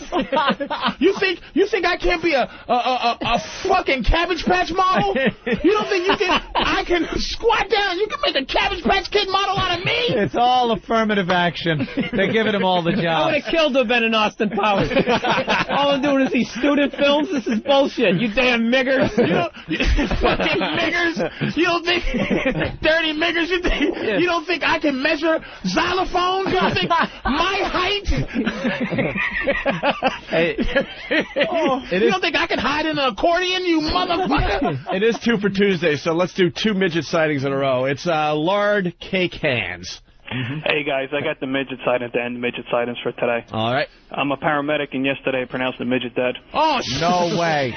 I'm not believing this. Yeah, they do die. What, do you get hit with a Frisbee? Unfortunately, it's nothing funnier than just found him laying on his bed, naked, with his little legs hanging off the bed. Oh, man. That is tragic. You just put him in your lunchbox and carry him down to the morgue? We threw him in a Ziploc body bag. Did you just do a CS on him? Because he wasn't big enough for an eye? He just did a C. What did the little fella die of? I have no idea. He was just laying on the bed. He was feeling low. He did call the hospital with shortness of breath. All right, guys. Watching out. He had a little of this and a little of that. That's so I'm trying to think of something low to the ground that he bumped his head on. Oh, shit. Meanwhile, back at the show. Anyway, so that oral sex thing. That's some clip. That's incredible. Web Junk 20 with Patrice O'Neill and VH1. Check it out. Take a peek of that. You've been checking out any podcasts? A little bit. Go to apple.com. There's a few podcasts out there. I downloaded one. There's 2 guys that do kind of a tech show thing. They're on a couch with laptops, but they drink beer the entire time. And I guess it's about 40 minutes long, and they progressively get more and more drunk during the show. And one guy, you can tell, can kind of hold his beer. The other guy completely can't. And the one guy that can really is into the tech end of things. So he's, as the show goes on, he's trying to show him like this new technology. He goes, here's a camcorder that I got for Christmas, and my father wound up getting the same one. And he's like, do you think anyone cares about your camcorder? and they both get hammered by the end of the show. I thought that was pretty cool. I'll dig up some. I've been just trolling through a few of them. There's a lot of just boring crap. But we really want to start featuring some of the better video podcasts or what's going on. All right, and it's video, so you see the guys. Yeah, right on. On there. A lot of fun. All right. There's not much in the news today. That's why we're kind of screwing off. There were today. a couple of interesting stories. The Paul McCartney story really hit me. Listen to this. His wife, what's her name there? Heather Mills? Yeah, I'll read this real fast. It's short. Wife to Sir Paul. It's short. So is the corpse. Pot or me? Yeah. Listen to this. Pot or me? Heather Mills said she gave Sir Paul McCartney a strict ultimatum as their relationship blossomed. Quit smoking marijuana, or forget walking down the aisle. Huh? I told him I would not get married to him if he was taking drugs. I hate it, Heather, 37, told London's Observer newspaper. I could not have him lying to our child about not taking drugs and then going out for a sneaky puff. He says he had a good incentive. A good incentive. To stop smoking pot. Her ultimatum? Yeah. You don't give a Beatle an ultimatum. Excuse me, yeah. You think John Lennon would have taken that? No. He would have thrown her off the balcony. Yeah, with the one leg. This is a chick with one leg giving up rules? Yeah. It's Paul McCartney. You know what? He obviously didn't sign a prenup because there's no way to take that. She wouldn't even brought it up. This was before they got married. She wanted him to stop smoking pot.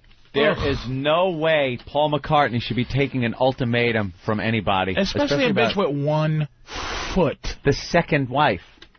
Not even the one he wanted. The one he wanted and married died. She's like the stand-in. He really has just been pussy whipped for like 4 fucking decades. Yeah. Yeah. Someone needs to help that guy. He sat there and let Linda sing on those songs where she is just making an abortion of a classic Beatles song. He's like, love was just an open book, and I said, live and let live. You know you did, you know you did, you know you did. Oh, you She's playing fucking keyboard. bitch. You ever hear the Hey Jude? With her in it? Yeah, this is the real. Oh, my God. You never heard this? With her in it? Oh, dude. She had such a bad singing voice that the engineers finally decided to just isolate her mic and hit record. This is real audio from a Paul McCartney concert where she was singing background vocals. I guess they turned her down in the mix, but this guy said, this is way too good. I got to share this with others. So he taped just her microphone. I'm guessing as Hey Jude is being sung. I'm guessing she was probably kind of cunty to the guy and started actually thinking that she was actually a musician. Probably and he was just like, all right, part of the bitch. band. All right, bitch. Yeah. Yeah, oh, I'm sure she probably, they knew she stunk. Can I get more bass in my monitor, please? Yeah. I don't think you're turning me up. I can't hear me in the mix. Show, I just can't hear what the fuck I'm playing like up here. She's the one every time looking at the sound guy, pointing at her ear and putting her thumb up like, more monitor. I can't hear me. Louder in the mix. You want louder in the fucking mix, She holds the earphones with one earphone over the ear to get the tone and holds the finger on Na. Hey Jude. This is the real deal. Listen into it. Ugh, this is actually Linda McCartney. You'll think this is a joke. This is so bad. This is the real deal. Listen to this.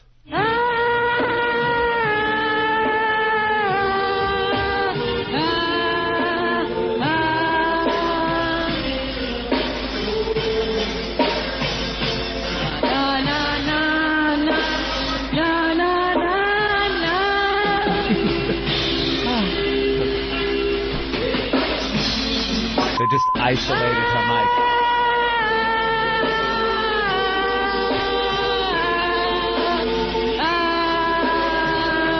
She's falling off a cliff. I'm hitting a ledge every time. Oh my God, dude. Gets really bad right here. Listen to this.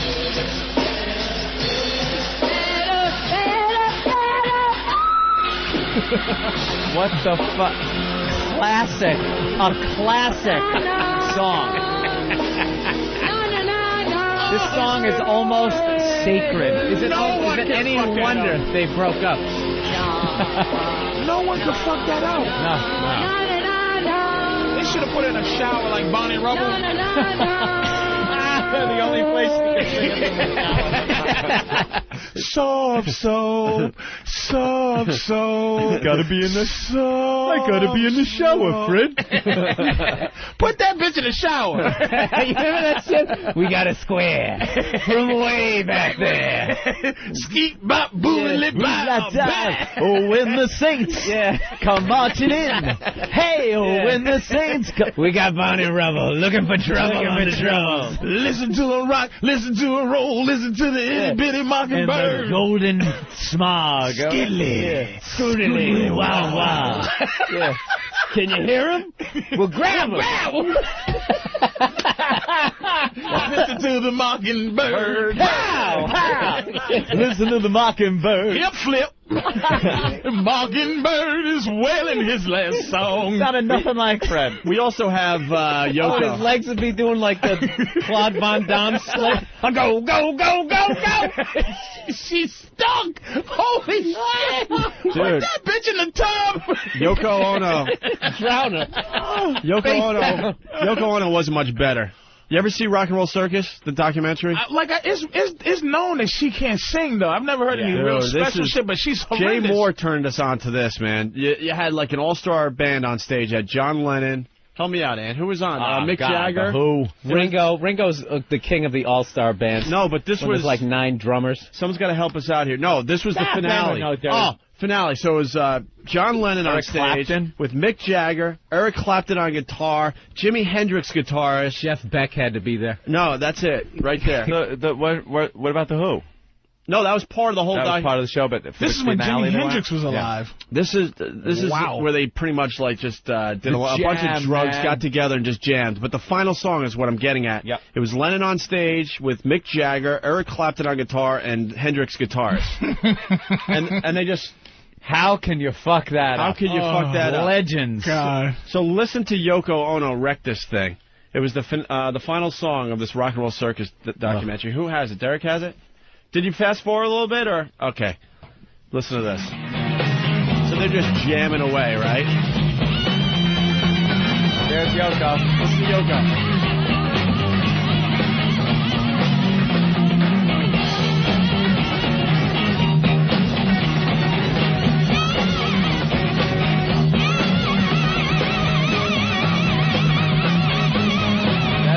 Like poltergeist. That is a poltergeist. She's screaming. Sounds like there's an amp on her foot. A human can't make that sound. And is that Jimi Hendrix still playing? Like, he wouldn't stop and go, look at, You think Lennon would, It was like Hendrix bassist or something was part of this. But one of them, like Clapton. Clapton should have just turned around and gone, John, your fucking wife. Get her off the fucking microphone. Give her something to whine about. Hit her over the head with the guitar or something. Yeah. She's awful. I know I'm not a real part of this whole thing, but dude, you know, she is awful. Is awful, man. No, that's how good not the drugs part were. of this program. What is this goop shit, man? I don't know what Little known fact, it took Eric Clapton 9 years to tell his friend John Lennon that he was in a disaster marriage. Exactly. This sounds like I don't know how to bring it up, mate. I just don't know how to bring it up. Yeah, what? Mate, thank God. We're doing a little callback, Bill. Yeah. A little callback. My dumb divorce. Why couldn't anybody tell me before I got divorced that she stunk? Hey, Anthony. Anthony, your fucking wife is an abysmal human being. Because this is what it sound like when they used to do get-together songs at the local pub. Your wife What the hell is that? She sounds like... This sounds like a napalm strike on the Ho Chi Minh Trail. That's what it sounds like. Just screaming Vietnamese children. I cock-a-dow! Wow! Let's go to Dave in Texas. Dave. Hey. Rats! Rats, Michael! Linda McCartney, what a peach. I was on tour with her, and she was walking out the parking lot one day, and she saw this truck driver had a McDonald's bag on the floor of his truck, fired his ass on the spot. For eating McDonald's? Well, it was a total vegan tour, dude. I mean, there was no meat whatsoever. Militant vegan. She walked out there and fucking saw that his door was open. You know, we're all standing there. She's like, whose truck is this? Yeah. That's his. Yeah, you're fucking gone. We're like, oh, no, shit. Unbelievable. What up, Peach? I told you. Hey, I love you guys. I listen to y'all every morning out here on tour. I'm punching out. Who are you driving for these days? You know, I was just out with Zach Wilde, and I must have fucked up somewhere on the karmic wheel because I'm going out on a country tour next week. Ugh. A what? A country tour. Ooh. Guy drives for the bands. All right, Dave. The other day, you guys were fucking killing me. That was awesome. Fuck, I was laughing so goddamn hard. I had to almost pull over. What thing? When you guys were doing the fucking top country song. Oh, man, yeah. Should we play She Let Herself Go today?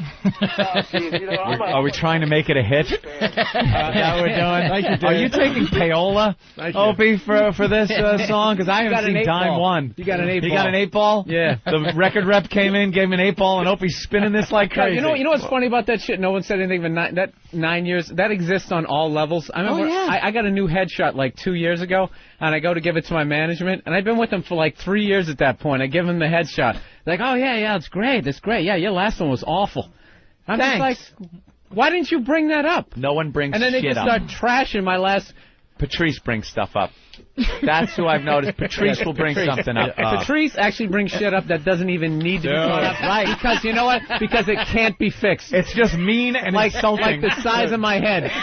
He has told me about the size of my head, like I can do something about it. How do you fix that? Billy's head looks like Easter Island. Why didn't you tell me? I'd have deflated it. And what kills me is his head looks like a fucking butcher block, and I'm actually sitting there listening to him going like, is it too big? Do I need to work up? And he justifies the size of his head because of the size of his body. Right. Oh, all right, well, I'll go eat some more cheesecake. All right, we got to play She Let Herself Go. And niggas hate me for that, and you talk about 9 years ago, nobody talk. And you would hate me if I go, look, oh, man, your wife is a drunk. You don't deserve this, dude. You need better. And you'd be like, dude, you out of your place. And you That's be why no one says anything. You can't tell your You friends can't anything. tell somebody, especially but right before they're getting married or something. You go, dude, you are making a big mistake. Because then what ends up happening is the person ends up mentioning it to the girl, and then you're phased out. Oh, yeah. I'm sorry, yo. I know you get into this thing, but I just want to say that is a sign of your own non-fucking understanding of your own life. Like if somebody said, my girl, man, your girl's a hoe, I'll go, and what's your point? I know that, motherfucker. I'm not delusional. Bitch is a hoe. It's like your wife's a drunk and you don't deserve, she don't deserve you, and you're like, fuck you, get out of my life, but you gotta accept what is what it is. Yeah, well, yeah. Should have went, yeah. No one said anything. No one said anything. No one I just does. kind of sat around there. No one does. Let's go to She Let Herself Go. I think when you walk in and everyone just kind of stares off into the distance. Yeah. That's usually like the thing. Like no one wants to say anything. People are just staring straight ahead. Like hey, Anthony and fucking cunt I can't stand. When you hear like when booze is being hidden like in the Animal House when Dean Wormer walked in. And you hear clink, clink, clink when she walks in. Yeah. She walks in a house or room or a party, and people start hiding the Jack and the beers. Clink, clink, clink, clink, clink. What do we got? Club soda. You want some club soda? Got some high C. What kind of fucking party is this club Let's get the fuck out of here. Let's play She Let Herself Go. All right. By 80-inch. It's one of these bits that has taken over. And now I think they're going to just start making country songs. Because what was the one we suggested today? Oh, damn it. The oil on the hands. Yeah, washing up before you go. Sneaky shit. Something about the shower. Clean up before Straight to the shower. To the shower. Straight to the shower is going to be the next country song we get. But coming home and going straight to the shower. Just to let Bill know, we last week we were listening to the top 10 country songs in America, and they have silly titles. So we would see the title, then we'd try to figure out what the song was about. My hands might have smelled like a stranger's vagina. So there was a song on the country charts called She Let Herself Go. Focus. Opie's been trying to get to this song for 15 minutes. Focus. Ellen just started dancing on TV. We get it. She's dancing. We don't need to go there. Who gives a fuck at this point? Her stupid dancing. So one of the country songs was She Let Herself Go. So then we try to figure out what the song was about. And it turns out it's a song about a woman empowering herself and doing something about her life and letting a bad situation go. And she's going to make something better of herself. But we thought it was just the obvious, you know. She was a hot piece of when ass. they hooked up, and in country fashion, she got fat, and he left. Right. She let herself go. Yeah. Oh. So then a guy, one of our listeners, 80-inch, I think his name is, he came up with this song called She Let Herself Go. Got that same country sound that makes me want to kill myself. Right. Every time I listen to it. It's perfect. What is that guitar where you sit down and you play steel that? guitar? That's the sound I was trying to do. That's the country sound right there. Once you put a steel guitar, you can put a steel guitar in a Metallica song, and all of a sudden it's a country-ass country song. Let's go to Ken in Jersey. He got one of those warnings from one of his friends. Ken, Jersey, what's up? Hey, Anthony, you're totally wrong. Most of the time you think it's a joke when you're about to get married, but your friends do give you a warning. They say, are you sure you want to do this? Are you sure you want to do this? Yeah, but it's like, you sure? Yeah, no. They laugh, but they're not kidding. And let me tell you something. At the altar, it's too late. It's too late. It isn't. It's never too late. It is. You're going to be the guy? You're going to make that scene? It's a ballsy move. It's a ballsy move. That is a ballsy move. But to make a scene like that, wow. I just remember that's a rough one. I took this class in college, and a lawyer was teaching it, and he was bringing up just the nightmares of going through divorce, and he goes, I don't care if you're standing at the altar. Never forget, he said that. He goes, leave. He goes, you are going to cause your life so much less pain. Just walk right then. Just take the embarrassment. It's going to be so much better than waiting, 5-6 years down the road, having kids and all that shit. Just absolutely fucking walk out. All right. Let's go to Randy in New York. Randy! What's up, guys? Hey. Yeah, going a little back before. Do you think Paul McCartney was using her leg as a bong at all? Later.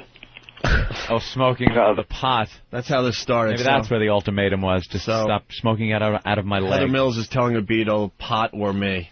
How about me smoking pot or you gimp your ass out of here and try to find another Beatle? Lottery. Who's been knighted. Lottery. Yeah. Thank God. There's one left. Thank God Paul and it's McCartney. Ringo, you idiot. If it wasn't for drugs, we wouldn't have had the second half of the Beatles That's career. What I was gonna say. Yeah. Sgt. Pepper's, all that. Right. That was drugs. Yeah, it was drugs that did that. Thank God an earlier girlfriend didn't give the same ultimatum. We wouldn't have all that shit that came out. You would have had I want to hold your hand. Serious. You think the Beatles would have, you think they would have been, like, wouldn't have gone down in history as much? I want to hold your hand. I want to hold your hand. They would have sounded like the Hanson brothers if they didn't start smoking You think pot. you couldn't be wasted and put those satin majorette fucking outfits on? Dude, they sang a song called The Yellow Submarine. That's somebody on drugs. I think that's pre-drugs, though, isn't it? No. They didn't. You can tell. There is a definite line when they discovered drugs, and it is so apparent. And now someone is telling Paul McCartney to lay off the pot. Yeah. He might still have some of this in him still. One little puff, and all of a sudden a brain cell gets hit, and it's a brilliant song coming out. Remember me? Yeah. Smoke your pot Smoke your Paul. pot. Jeez. She's bitching at him. Find another Beatle. Go ahead. Go ahead. That's amazing. I wonder, is he too pussy to go? Let's be honest here. You see this house you're living in? That was because I was smoking pot with my pals. Smoking pot and doing a lot more. I would just believe me, I cut down. I would just be I would be in the house and go, let me show you something. Echo, echo, echo. You see that shit? That's the living room. I will do whatever the fuck I want to do. I'll just point at a leg. I'll be like, listen, Ahab. I'm letting Captain Ahab. I'm fucking Captain Ahab and giving you a lot of money, bitch. Look, I'll just constantly point at her foot. No one's hot enough to be missing a limb when I can get I bet you Paul McCartney could get a 21-year-old dude. Easy. Bet you? No. You don't Just have to hot. bet. This is not could even buy South Beach. Yeah. This isn't even an issue that you have to say, I bet you. Right, This is he can. Yeah. He's Paul McCartney. The Beatles. There's only two left. You just sit there, right, when she's talking shit to you, you just shake your head back and forth like, and you just keep looking at her until she shuts up, and you just keep doing this. You shake your head, look at her eye, then look at her foot. See? Once again, Patrice will just something she can't have. The whole time she brought this shit up, he'd just be going, Disappointing at a leg. Which one is it again? Back to the eyes. Hold on a second. Then knowing it and then knocking on the fake one. Hello. I'm a beetle. Bitch, who fills your closet with left shoes? Paul fucking Cartney. Paul fucking Cartney, baby. And that's matter of fact, that's your last name, bitch. Your nickname is Heather fucking Cartney. How about that? And you know what? I'm gonna give you a new one of those new wooden legs in the shape of a joint with no foot in it. And at the bottom, I'm gonna paint it ashy like it was fucking like it's on fire. I was gonna say have lipstick on one end from somebody sucking on it. I was gonna say Paul fucking Cartney's joint on the side of it. Let's go to Frankie. Made out of a whale's tooth, you fucking bitch. Frankie. Scrimshawed. Boys. What's up, Frankie? I can tell you exactly when the Beatles discovered drugs. Okay. Side 2, Rubber Soul. See, that's where Paul made the mistake. An album called Rubber Soul. Heather Mills is not happy about an album called Rubber Soul. I'm going to turn off my mind, relax, and float downstream. Later. I want to hold your hand. You think I would have I never thought of that in my life. She loved you, yeah. Paul from Jersey. But wasn't that part of their greatness? Hit you, What, the pod and the drugs? Oh, yeah. I mean, in hindsight, looking where they went, they came out. Look at that as like... They came out, they were like in sync. But they were the boy band of Liverpool. But they were way bigger than one-hit wonders when that fucking came out, though. They were super fucking famous. But that kind of new. That shit was going to dry out. They were done. Yeah, that stuff was going to dry out. If they didn't. Listen to Peter Noon. Listen to Peter Noon's stuff. Who didn't progress on to the drug. I'm Henry VIII. Yeah, I am Henry VIII. I am. Was he just dumb? He might have been on drugs. He's like, second verse, same as the first. I'm Henry VIII. I am. It's just like, that was a fucking hit. Assholes. But that's like saying Dexy's Midnight Runner should have smoked drugs. Maybe they would have fucking... me I'm into something good. That's that guy. I'm into something. Peter Noon. You don't see him walking around in of those guys. 1,000 of those guys, guys, but they never went on to smoke the pot and take the LSD and sit down with the Maharishi and fucking, get hammered. I never even thought of that shit, man. Of course. Yeah. Let's go to Paul in Jersey. He's got something. Oh, my God. Paul. Hey, what's going on, guys? Hey. Paul McCartney should give up pot when his wife can have a full-term pregnancy. Whoa. Oh. Yow. I don't know how you can beat the foot. Ow. Wow. Oh, my goodness. Yeah, but look at Aerosmith. Aerosmith in the 70s, completely wasted. That's their best fucking music. Some of their best shit. Yeah, of course. Then they get cleaned up and you get Love in an Elevator. Well, you got their most commercial success, though. After they got off the drug. Let's go to... Which is weird. Come on, man. Stick with the pro-drug fucking slant of the show. That is for the instant feedback bit ruining you did. What did I do? See? I just ruined your bit. That's right. The band. Oh, you got me back. Jesus, you motherfucker. Y'all are just... Oh, we don't forget. We don't forget. Antonio Andolini. Yeah, we don't broke my heart. We don't forget. Back to Sicily years later to split you open. Hey, Drew, let's go. You killed my father. Drew. Yes. Go. Hey, man. What's up? I got the McCarthy ultimatum about 2 weeks ago. What, pot or me? Yep. But you're not a Beatle. Yeah. I know. So you're not smoking pot anymore, are you? Fuck no, that. I actually got to go buy another bag today. There you go. All right, to the... And blow weed rings in her face. Sounds like he's on pot right now. We're talking a Beetle. He should be able to take her leg off and beat her over the head with it, and she should still come back with a loving smile. Or turn it into an instrument, like the thing that the fucking trombone that you have the cup over. Yeah, the plunger. Watch this, bitch. I'm gonna carve holes in it. I'm gonna turn this to a big flute. Your leg is a giant flute. Playing her leg. Yeah, and I want you to play your leg as I'm smoking to enhance my high. And sing the back. I want you to sing the chorus to Yellow Submarine, bitch, while I smoke weed on your leg. We all... I'm playing the leg, I am. I'm playing the leg. Hop around. Go ahead, hop around. Hop around. Hop around, love. We'll go to break with Brother Joe. She's laughing at you. Look at her. That's how the limey laughs. Let's go to break with Brother Joe doing a little Lady McCartney song here. Oh, yeah, this is brutal. This is a classic.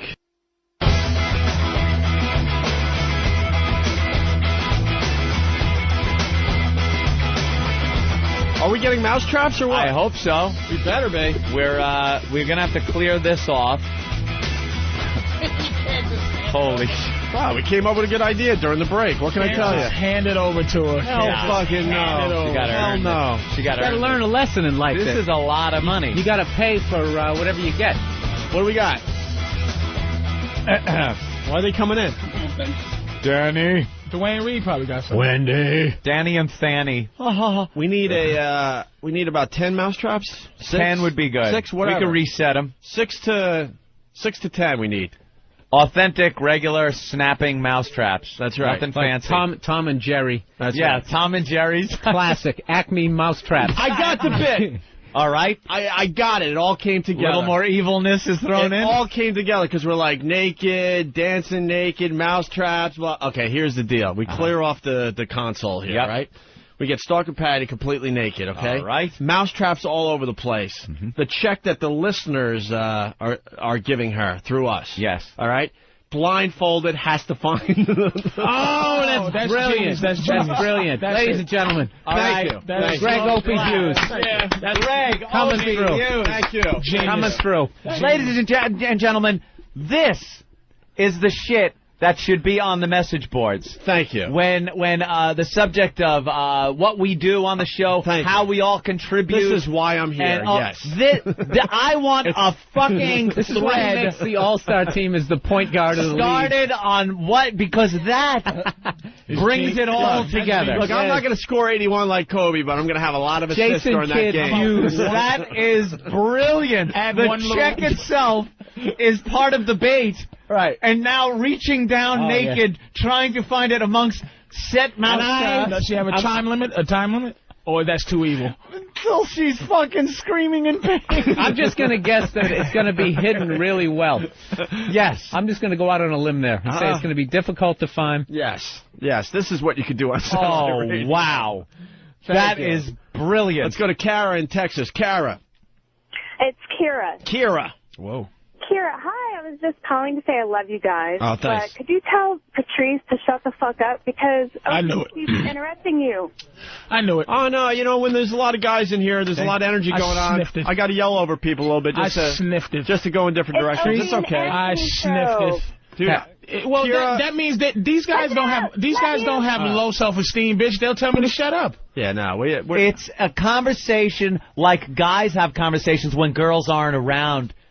You fucking bitch. and quite frankly, I don't have much to say today. That's how it works. Opie just doesn't. You can't even see when Opie. This is the Opie. Patrice, shut up. It's a left hand in the air. Yep. And I'm getting ready to do what I just said I'm going to do. Yeah. And it all stops. Right. And I can hear it. Why did I hear it? Because we do a lot of shows where we end up doing nothing. Because Wait a minute. Let me ask you a question. Have you ever met a Kira in life who actually enjoyed you on any level? Not on any fucking level. Dumb bitch. What is your top 5 white girls cannot stand you? Is it Karen? Kira? Suzanne. This is Marilyn. Hi. My name is Doris. Hi. Doris is a little older white woman. Right. Young one is. But she Hi. don't like you. My name is Kathy. My name is something Ann, Kimber Ann, Ethel Ann, Sarah Ann. How about Hi. Barbara's? Do you do all right with Barbara? Fuck you. I don't think Heather would like you I either. want to listen to. Shut I the fuck like up, her. you- I like her. All right, here's the deal. Yeah, I think she brought up some good points, Patrice. Yeah. Why don't you shut all, the fuck up? all fair points. And very true. I just wanted to curse her out. Did the boys run out to get the mousetraps? Yeah. We're running out of show We're here. running out of show. We cannot run out of show before this Get happens. the pit crew in here. We got to get the stage ready. All right. I want to dance on the stage. Yeah, the stage needs to... Oh, well. All right, the our pit crew own is coming E-Rock. in to get the And here stage comes ready. Than. Our own mayonnaise-filled E-Rock. Yes.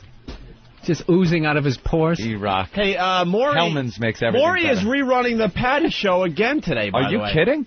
They That's must on have right really now? loved that show. We could give Maury another show topic if he likes. Well, this should be what Maury did with Patty. But Right. Maury doesn't have that evil creativity that Opie has. Let's get Stalker Patty in here to set this thing up, okay? All right, where's Patty? Patty! She was talking to David Hinckley for a little while, huh? Thanks for wrecking our interview with the Daily great. News. You had to be the first person David talks to when he's going to do our interview today? Hey, The Daily News. It was my pleasure to meet him. I've been reading his column for so many years. Yeah? Yeah. Was he as thrilled to meet you as you were? David Hinckley's thrilled in the other room, by the way. Jesus, Patty, you turned years into 18 syllables. How did that happen? Years. I read your curriculum for years. By the way, I like your show. Thank you. Oh. It's wow. Patty, you have cable? Well, yeah, it comes with my rent. Hey, With Patty, your pad, yeah. Patty, you coming in Friday for American Mess? We want some of the past messes to come in and help us choose new messes for this show. You know how they bring in, like, old winners from American Idol to help out the new kids that are up and coming? We want you, as an old mess from the show, to come in and help out, give the kids some pointers. We're finding new messes starting this Friday. It's an open call. It's called American Mess. It starts this Friday. You just show up at the station if you think you got something to offer to this program. Does Patty know why she's here today? No, he didn't say. Usually they tell me why, but this time they didn't. Yeah, she has no clue. Patty, this is your life. What is the situation? You've been in a lot of bad situations over the years since we've known you, financially, mentally, I don't know, physically. We always are there for you when you're at your lowest point to try to help you out. No matter how badly it looks to some listeners that we're abusing you, we're there helping you along the way. We've given you temporary shelter in our studio stairwell. Well, we had no choice in that because we made her leave her residence because the people that she was living with were trying to help her out. Yeah. And they said we were a bad influence on her and her life, and we told Patty to leave that residence. Leave the house. And she did. Even though she had nowhere to go. She became homeless. Yeah, she became homeless. And then started living under the stairs at the old radio station with her pet rabbit. Her stuffed pet rabbit. Stuffed pet rabbit. Then there were your hammer toes. You had hammer toes. And we had them fixed up for you, didn't we? Yes, you did. Yes, we did. They can fix that? Two nice doctors on Long Island. Exactly.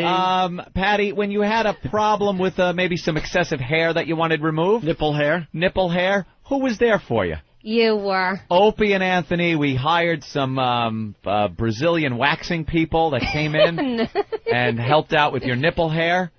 When you were bald, suddenly you were suddenly for some reason bald. Well, we shaved her head for money. That's right. That was us. We shaved her head. When we shaved your head and gave you U2 tickets and money, who gave you a wig?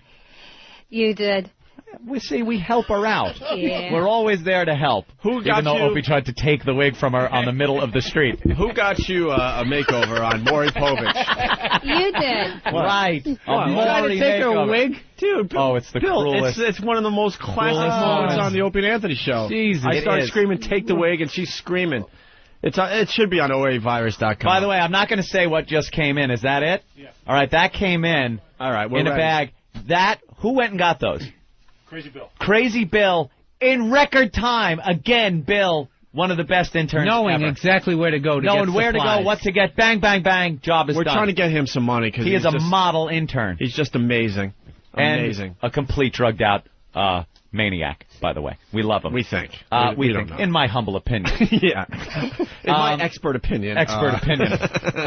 He's going to be on A&E one day. Yeah. You know, years ago he wrote, I want to hold your hand, but nowadays it's just the greatest, most eclectic stuff, I think. All right. Patty, you have no idea why you're here. No. You're in a little trouble, aren't you, right now? Well, yeah. Financially? What's your latest trouble? Well, my latest trouble is 3 weeks ago I lost my job. Because a new manager took over, we didn't get along, and he wanted to get rid of me. Wait, they fired you from Godiva? This is new to me. She did, yeah. I didn't know you now don't have a job. Well, it's Last okay. I heard, wait. I'm interviewing with Starbucks on the 31st, and I was told that was a great company to go for. But last I heard, you were a perfect employee for Godiva. I know, but what can I tell you? It's, I don't drink coffee. I like chocolate. You know. Well, you do like free chocolate. You do like cakey. Chocolate. I'll come on the radio and hype it. Huh? Definitely. Yeah. You got fired from Godiva? Well, yeah, but it was just the manager. I guess she didn't like me. It was a new manager. It was 100% crew turnover, practically. There's only one old person left. Yeah, they like to bring in their own people. They had a new company policy about using chapstick. All right, we got to get going. Patty, the problem, though, was, this is new to me that you lost your job, but before that, you were having a problem paying the rent. Yes, I did. And you got behind. A little behind, A little behind. How far is a little behind in your rent? 2,000. You're $2,000 deep in debt for rent on your place, and they're threatening to maybe remove you. Well, not quite. I'm dealing with social services, and it's been delayed because I'm working with social delayed, services. but now you don't have a job. So this is real trouble. Well, I have unemployment. I'm getting $166 a week after I filed for it, so... You are a mess. Well, the listeners took it upon themselves. They felt... Patty, they felt for you. The listeners set something up and felt for you and wanted to help you out. The O&A Pests. The O&A Pests came up with money for you to pay your rent. Oh, Patty, I got a call. There is a grand total of, Opie, pull out the checks. They had a fundraiser, Patty, and the O&A Pests, they do good as well as bad. They collected $2,000. $2,000, Patty. Oh my God! That they collected for you for the rent. Now, here's the thing. Now, if you know our show, it would be so nice to just hand this over to you, right? Has that ever happened, Patty? Oh, the last time I was on the floor a year ago with a Krusty the Clown mask on, but that's not all. Just a little bit, naked. You were completely naked, wearing nothing but a Krusty the Clown mask. And every time I hear a war stuff, that's one of the first things they say. Fire her. Now I understand why she got fired. You like the chocolate with the truffles? You're fired. Those are one of my favorites. Could we have a mocha cappuccino over here?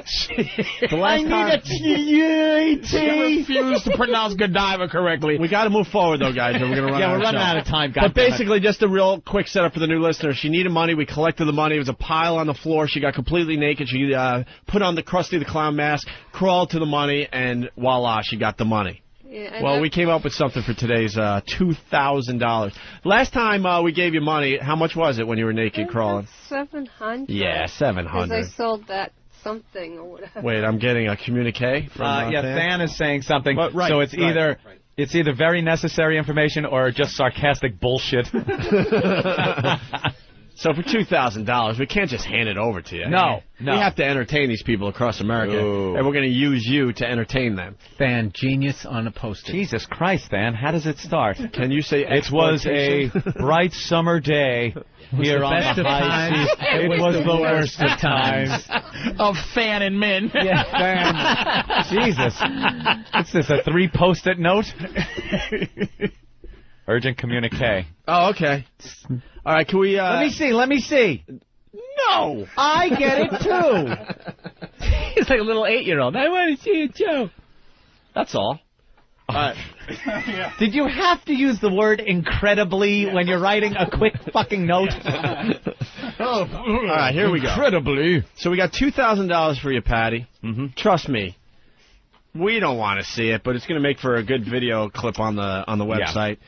You're going to get completely naked. Patty, nudity is involved again. It's $2,000, Patty. $2,000. All your problems are washed away. Here it is. After a couple minutes of humiliation. Problem solved. We got $2,000. You see how we cleared off the area in front of us? You're going to be naked in front of us, okay? Patty, center stage. You're going to be. Oh, they're pulling the curtain. We're completely naked. We're going to lay the checks in front of you somewhere. Should we do this on the floor so she has more room to move around? Yeah, we should do it. We're going to do it on the floor, okay? So you have more room to move around. The checks will be on the floor. You'll be naked. You'll also, unfortunately, be blindfolded, Patty. Patty, you will be blindfolded. Now, the check will be somewhere down there. You just have to find it by searching around and trying to find it. It's like the treasure Sounds hunt. easy, right? You're just going to be crawling around on the floor trying to find the chick that's on the floor. Easy enough, right? Yeah. And that $2,000 will be yours. You think it'll take a little while as you're blindfolded to find it? Most likely. Most likely, but once you feel a couple of pieces of paper, you know it's the check and you know you have $2,000. Yes. It's that easy, Patty. Do I put it in my hoochie coochie? No hoochie coochie involved. Does that sound easy enough? Are you willing to give it a try? Everybody should be willing to give it a try. Oh, Patty. There's one thing I forgot to tell you. Sam, why don't you give me that bag? Jeez.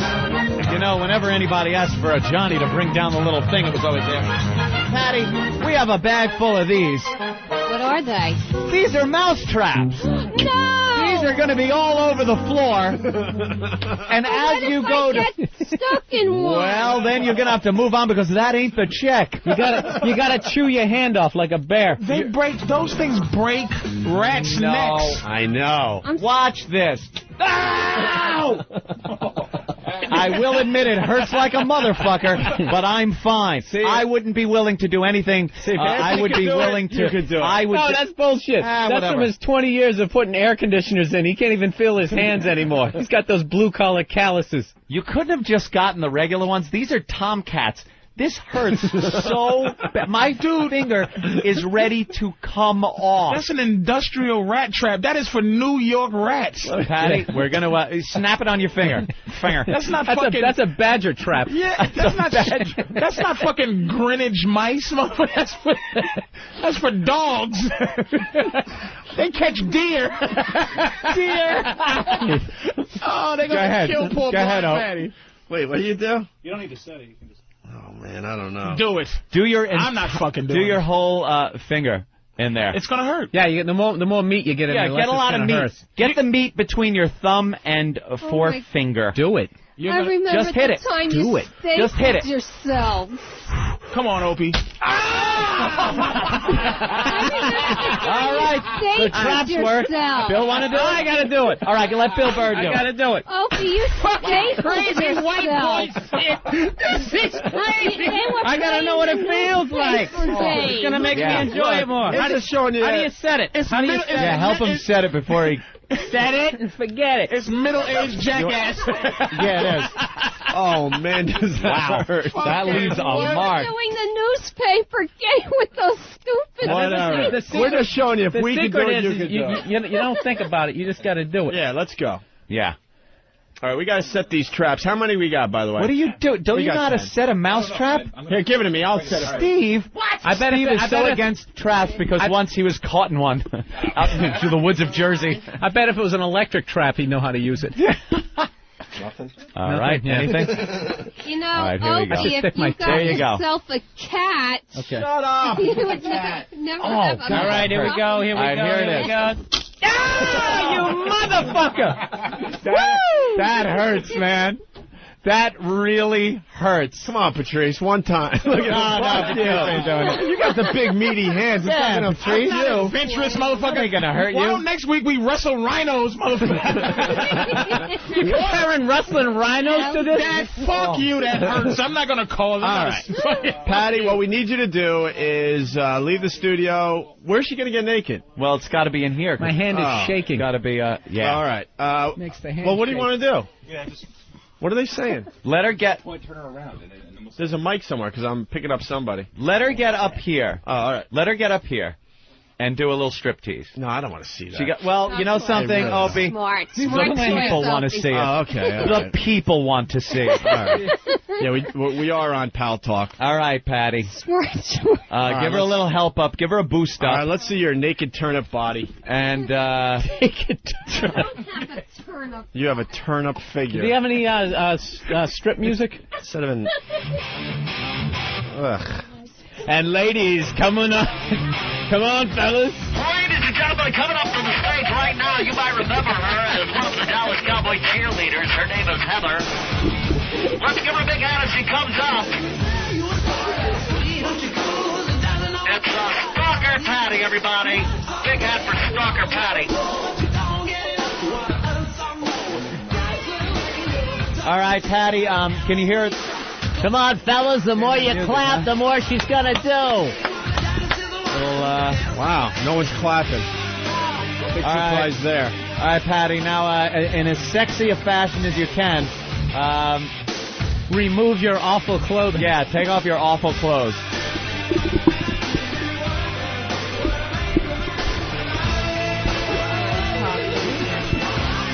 All right.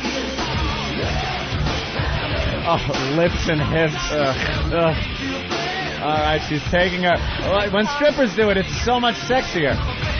Oh, she got a hole in her Patty's got a hole in her sock and a big long toenail is sticking through it. I was for this. This is fucking shocking. Her big long toenail. Patty, you should have clipped your toenails. Yeah. Well, Should have burned those socks. All right, get rid of the socks. Are those an actual color? Yeah, Those just dirty white. I thought those hammer toes were fixed. They're growing back. Oh, they came back as wrench toes, monkey wrench toes. It's a different tool. All right, Patty. Naked. Here she goes. Oh, did you see her pathetically just try to wiggle a little bit as a stripper? Oh my God. What, did the cat scratch you? Well, let me go to the rest with me. And... There we go. Yeah. This is one of these shows, like, when I leave, I feel like I left a part of me here. Yeah. Part of my soul is gone. Because you did. And, all right. Oh, she's wearing Opie and Anthony, an Opie and Anthony thong. Patty, how did you know to wear that thong? She wears them every day. Not because it was clean underwear. Ladies and gentlemen, how old are you, Patty? 50. She's 50 years old. Hey, does Oxy make one of those pads for your ass? Why, what's the matter? Patty, do a little spin for the crowd here. All right. All right. Well, Patty, you're going to have to do the money shot now, and the O&A thong has to go. Here we go. She can keep that on. Oh, I'm the bad guy now. I just said it before you did.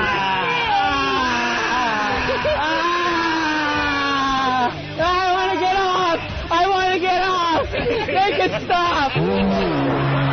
Hey.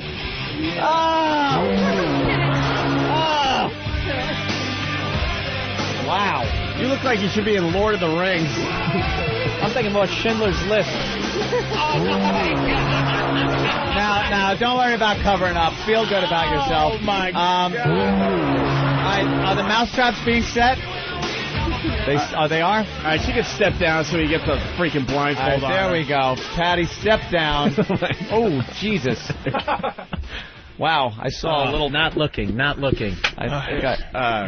there it is. Hi, Patty. Look, it's the prize in the community, the white woman, naked. Isn't that the prize? She'd be pit bull training. Just in case. I don't get that. Just in case you were wondering what Geddy Lee looks like naked. Oh, is that it? Lead singer. Fuck it. Thank you. I'm Gadina. All right, we need a blindfold. All right, so. If we can get a blindfold of some... Oh, who just got nailed with a mousetrap? One of the interns. Oh, that hurts like a motherfucker, doesn't it? Are you okay? No. No, man, I'm pretty fucking far from okay. Did you see how far that thing flew? Dude, we're running out of show, believe it or not. Yeah, we're running out of show. Oh. Jesus. All right, the mousetraps are being set. Patty needs a blindfold. Yeah, let's get the blindfold on Patty. Patty, I hope you are ready for a little bit of pain because those traps hurt really bad. I am really bruised here. Right. You just can't help not looking right at it. It really is like a murder scene. She looks like somebody stuck a firecracker up there. I think for 50... That's fine. Yeah, it is. And it's virgin, right? It's a virgin and torture. she's a virgin. So she's untouched by... For 50. Untouched by a man. Or woman or anything. as far as I know. This is like when you're on the subway platform. A little just going, peanut butter and a cat, but yes. Are the trap set? It's like when you're on the subway platform, you're just praying for the train to come. There's some homeless person begins to disrobe. You're like, oh, please. Come on, where is it? Her hymen looks like tapioca. Untouched hymen is that grows old. Stop. It's not even pliable anymore. It's like stained glass. Stained glass hymen. Petrified. Shattered. She has a petrified hymen. It's like a Lay's potato chip now. Hymen's like a sack of marbles. I think this is going to top the Krusty the Clown mask. Well, Patty, I gotta agree with you there. Jesus Christ, this looks like one of those terrorist videos. Oh, it does. It looks like she's going to be killed. And wouldn't it be better to end that way? By just maybe chopping her head off? But, Patty, your head is safe. Don't worry. My God, why didn't you bring in one of your swords? You should have been standing I could right have behind her. decapitated her. That would have been... Make her read a letter. She's rocking back and forth. Yeah, make her hold a newspaper. America is no good, and you should not be here, and it's not good. I want to appeal to my family. Oh, you got nailed again? I'm trying to set the trap. Yeah, they're hard. I want to appeal to... Get out of Iraq. You know, America Remove the troops. We're being criminals here, and we really should leave. We only got 5 minutes left. 5 minutes? How many traps are we setting? About 10, and I'm... shit. And I'm getting the checks in place, too. All right. The checks are going to be... Jesus, Opie is hands-on, motherfucker. You're not putting the checks in the trap, are you? I'm not. That would be cruel. Oh, God. The checks are going in the trap. All right. Get Patty over there. That looks like a field in Vietnam. Are in the trap. Yeah, it's the killing field. Oh, what is it, that picture of the naked baby running down the street? After the napalm strike went bad, we hit the village. That's what Patty looks like, that little naked where is Vietnamese she now? girl. All right, I'm... Still got the scars on her back? Oh. Get Patty up against the door. All right. I gotta go to church. God. I'm going to church this week. I'm going to be the field reporter here. Oh, this is so bad. And you could grab my mic over there. You might have a better view. All right, I can see from here. Get her on all fours. Oh, Jesus. Oh, Jesus. Patty, here's the deal. You hear my voice? Shit. I do. All right, you got to come toward me. There's 10 mousetraps in front of you. And and she allowed to curl her fingers up like that. And 2... yeah, she can do whatever she wants. You got to feel around for the checks as you move forward, okay?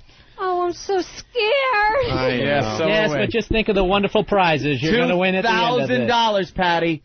Oh, no. No, don't do that! $2,000, Patty. No. Come on. Come on. Oh, no. Oh, my God. That was it. Okay, that was Don't move. that was not the check. Oh, this is Obviously not. It's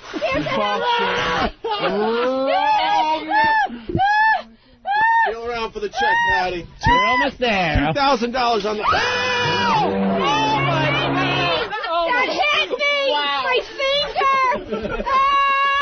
That's what it's supposed to do.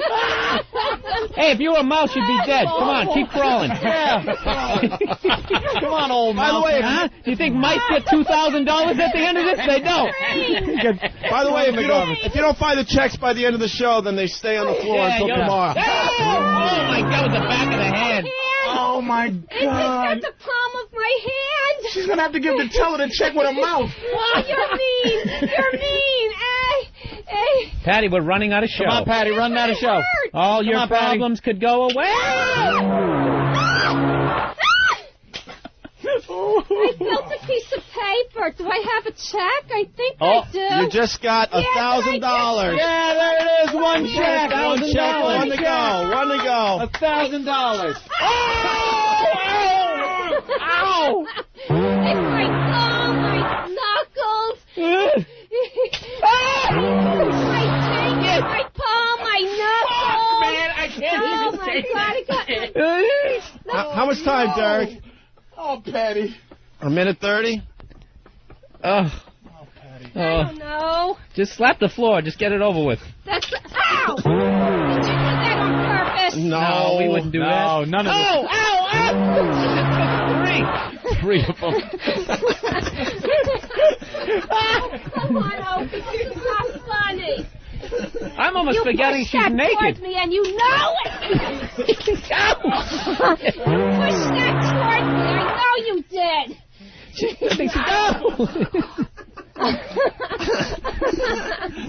How much time, Derek? All right, we got a minute left, Patty. You got to find the check in a minute. Hey, don't touch me. This is all being videotaped. Okay, you pushed that toward me, too. All being videotaped, so don't worry. You'll get to see it. I'm starting to recognize this anger. I'm having a Bernie Getz flashback here. I feel it. That's my foot. Move away from me. It's back this way, actually. It's back this way. What is wrong with you? Find it? No, she's still looking. It's behind you, Patty, I swear. What? It hurt. Hurry, it's 30 seconds left in the show. 30 it's behind seconds you. in the show. Come on. Behind you. It's behind you. Oh, my God. I found it! She found it. We have a winner. $2,000, Patty. Congratulations. Oh, God. I can walk now. My palm hurt. Holy, how many were there? No wonder I'm my tan. I'm not we reset a few. Yeah.